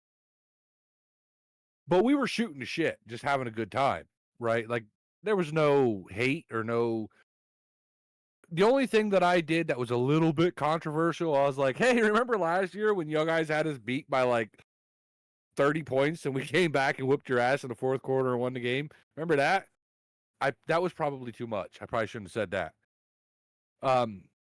We ended up losing that game very badly on New Year's Eve. So my walk from the stadium back to the carport wearing all my Dolphins gear was not enjoyable, considering everybody outside of the stadium is like, where's your car at? Like, don't worry about it. It's right up here. It's right here. Don't, you know, if you want to follow me, I'm gonna leave here with dreadlocks. Tell you that. My car is an Uber. Yeah, it was not good. And Brandy don't drink, but I do. So I was up there buying pounds of beer and taking them back to the seat with me, like 2 or 3 pounder cans, and just hanging out. Each quarter, I'd bring like 2 pounds of beer, 3 pounds of beer back with me. So by the end of it, I'm sure I made no fans and no friends with these people, but I still managed to make it home, which is a win. I'll take that. I now know that if I have a choice to go to a stadium like that and drink, I'm gonna do it all over again. I You ain't gotta bring fucking. your own I ain't scared. You ain't fucking scared me. I Yeah, like the only I like time- when that happens. The only time I've ever been to Philly, I made a wrong turn and they told me to get the hell out. Never been. Brandy will never go to Think it would Philly be with me fun. again. We were taking 2011 or 2012. Brandy, her gram, and her mom were getting on a plane from Philadelphia International to go to England. And Brandy's mom and dad had this like cargo van thing, like the camper van, but the big cargo, you know what I'm talking about, that cargo Mhm. van deal. And we stopped, and I used to go to Philadelphia every other weekend for wrestling, like whether I was part of the show or had to go down there to be with somebody or whatever the case was. So I was a little bit cocky about Philadelphia. I wasn't really scared of it. And we went to this McDonald's or Burger King, whatever it was, that was just right. It was right beside a school, and outside of the school, they had an army of cops, which that's never a good thing when you have to have an entire police force outside of a school when they're letting out. But literally, there was a McDonald's or something built into it. So we go in there to eat, and there's just people nodding off and high and shit in the booth, just falling asleep. My ass, I'm just saying shit to them. Walking up, be like, must have been good. Good night. And Brandy and her whole family. And I used the N-word once. I was like, wake up, nigga. And they didn't. And Brandy and they're like, We're still we alive. gotta go. I know. That's why I used the A and not an That's- R. Yeah, that's why. Yeah. Plus I'm a ginger, so I'm allowed to use He went either. with. He technically he has made that comment before. He's allowed to use it. Yep. I am I guess ethically cleansed enough to use that word. But when we left there and we were headed to the airport, they're like, "You're never coming with us to Philadelphia again." I'm like, "Why not? We're here, aren't we? Everybody's accounted for. What happened? What are you scared of?" There's only two things in this world. Well, three things in this world that I'm scared of, and two out of the three are dead. One of them will Well. die when I do, and that's a fart. Oh God. My mom and my dad are dead, and a fart is those are the only three things in this world that scare me. Because you cannot trust a fart. Don't care. No. And No, mom and that's- dad, don't matter how tough you are, if they say shut up, you're going to shut up. And if you don't, at least my parents, you're gonna get slapped. or something thrown at you, or who knows. You don't get slapped. My parents beat my ass. Sometimes with shit that wasn't even a weapon. They just made it a weapon. Like a clothes hanger, a metal clothes hanger. That's not a weapon. What fuck you say to me? But when it comes whipping through the air and that some bitch goes, whew, crack, you feel it. It only takes one of them. But they didn't stop at one. Yeah. This new generation, you just raise your hand. Oh, no. Yeah. Their bussies swell up. Yeah. With two. I can't believe I just said that word. Please forgive me, Lord, for I have sinned. With two that are in it, I feel you. Well, you got to deal with it, not me. My daughter's old enough to know right from wrong. Totally different world than what I was growing up in. BB's doomed. And I'm not that fucking, and I'm only 25, so.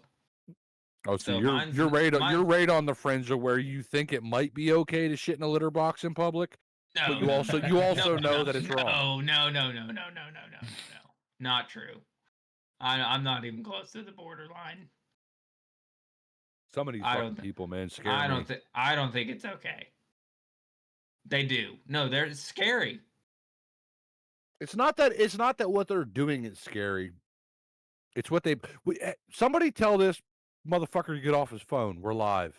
Yeah, we're live. I thought he's asleep. He's literally asleep. He's watching Pornhub on his phone. His arm was just barely moving. Literally doing something for the podcast. If you must know. Yeah, we must know. Well, you'll see it. Kind of important. We're on air. You'll see it at the end. We're on air. Great. Hey, also, you never did the ad break. It's because it hasn't been updated.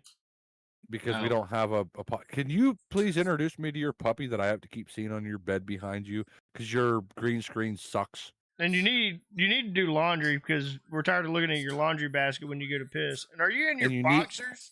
Put on fucking pants, bro. Well, no, we already had this conversation where he had his flagpole out earlier, so clearly. God damn, Jesus Christ! He did have his flagpole out. No, this one. You're talking about this dog that you can't see. It was like a German Shepherd looking thing. She's an Australian Shepherd. Well, Shepherd, get me Australian, German, fucking you're right. American. Yeah, you got it halfway there. You're halfway there. And you can tell he's actually from Oklahoma because he's wearing shorts and a fucking sweatshirt. I know, backwards. Dude. It's like these goddamn fat heifer girls that walk around now with like the short pants where it's showing their front crack and their back crack, but then for some dumb reason they're wearing a super heavy jacket. Actually, I can't do what I wanted to do. So, anyways, back on air. We got it. Well, it's glad to have you back awake with us. Well, we got to end the show anyways. We're going on. I know. 3 hours. It's probably chewing up Paulie's internet while he's downloading GTA. I'm not fucking downloading it. I'm not gonna do it. So instead, I'm not gonna download it out of spite. Now, you know what? Fuck that. Instead, I'm gonna share my screen. We're gonna listen to the song, and we're just going to end the podcast and talk shit. I downloaded the motherfucker for you, Paulie, because you said you miss Carl. So I wanted to bring Carl back, but you don't even want to come hang out with him. You know what? No, I don't even want to hear it. Your excuses are like assholes. It's been a great episode of Unfiltered. It's been a long episode. Hammy, so glad you got your PC back and you can actually be sitting at your desk and get to see your silhouette that matches every time you talk. But until next time, this has been Unfiltered. We're going to do it a little different than normal. I'm the Delta BB. I'm Hammy.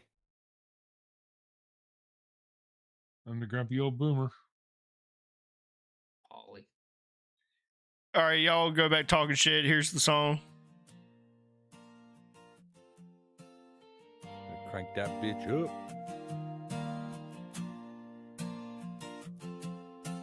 Hip-hop country rap, spitting bars and keep it southern, man. It ain't about no city shit, nothing like your city shit. Down south doing what we want, you know it ain't nobody stopping this. No, it ain't no topping this, still getting these accomplishments.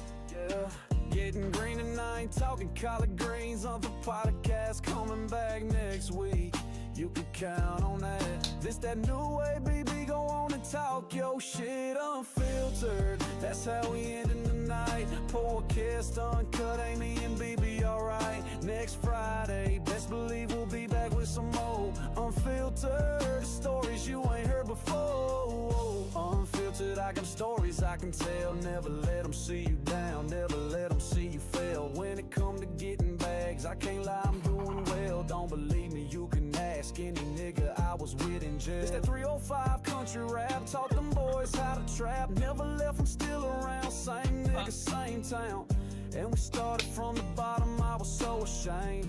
Made a promise I would never ever go that way. Unfiltered, that's how we ended the night. Podcast uncut, Amy and BB, alright. Next Friday, best believe we'll be back with some more unfiltered stories you ain't heard before. We ended the night, and we unfiltered uncut. I said we unfiltered uncut, and we unfiltered unfiltered. That's how we end in the night. Podcast uncut, and EMBD, alright. Next Friday, best believe we'll be back with some more unfiltered stories you ain't heard before.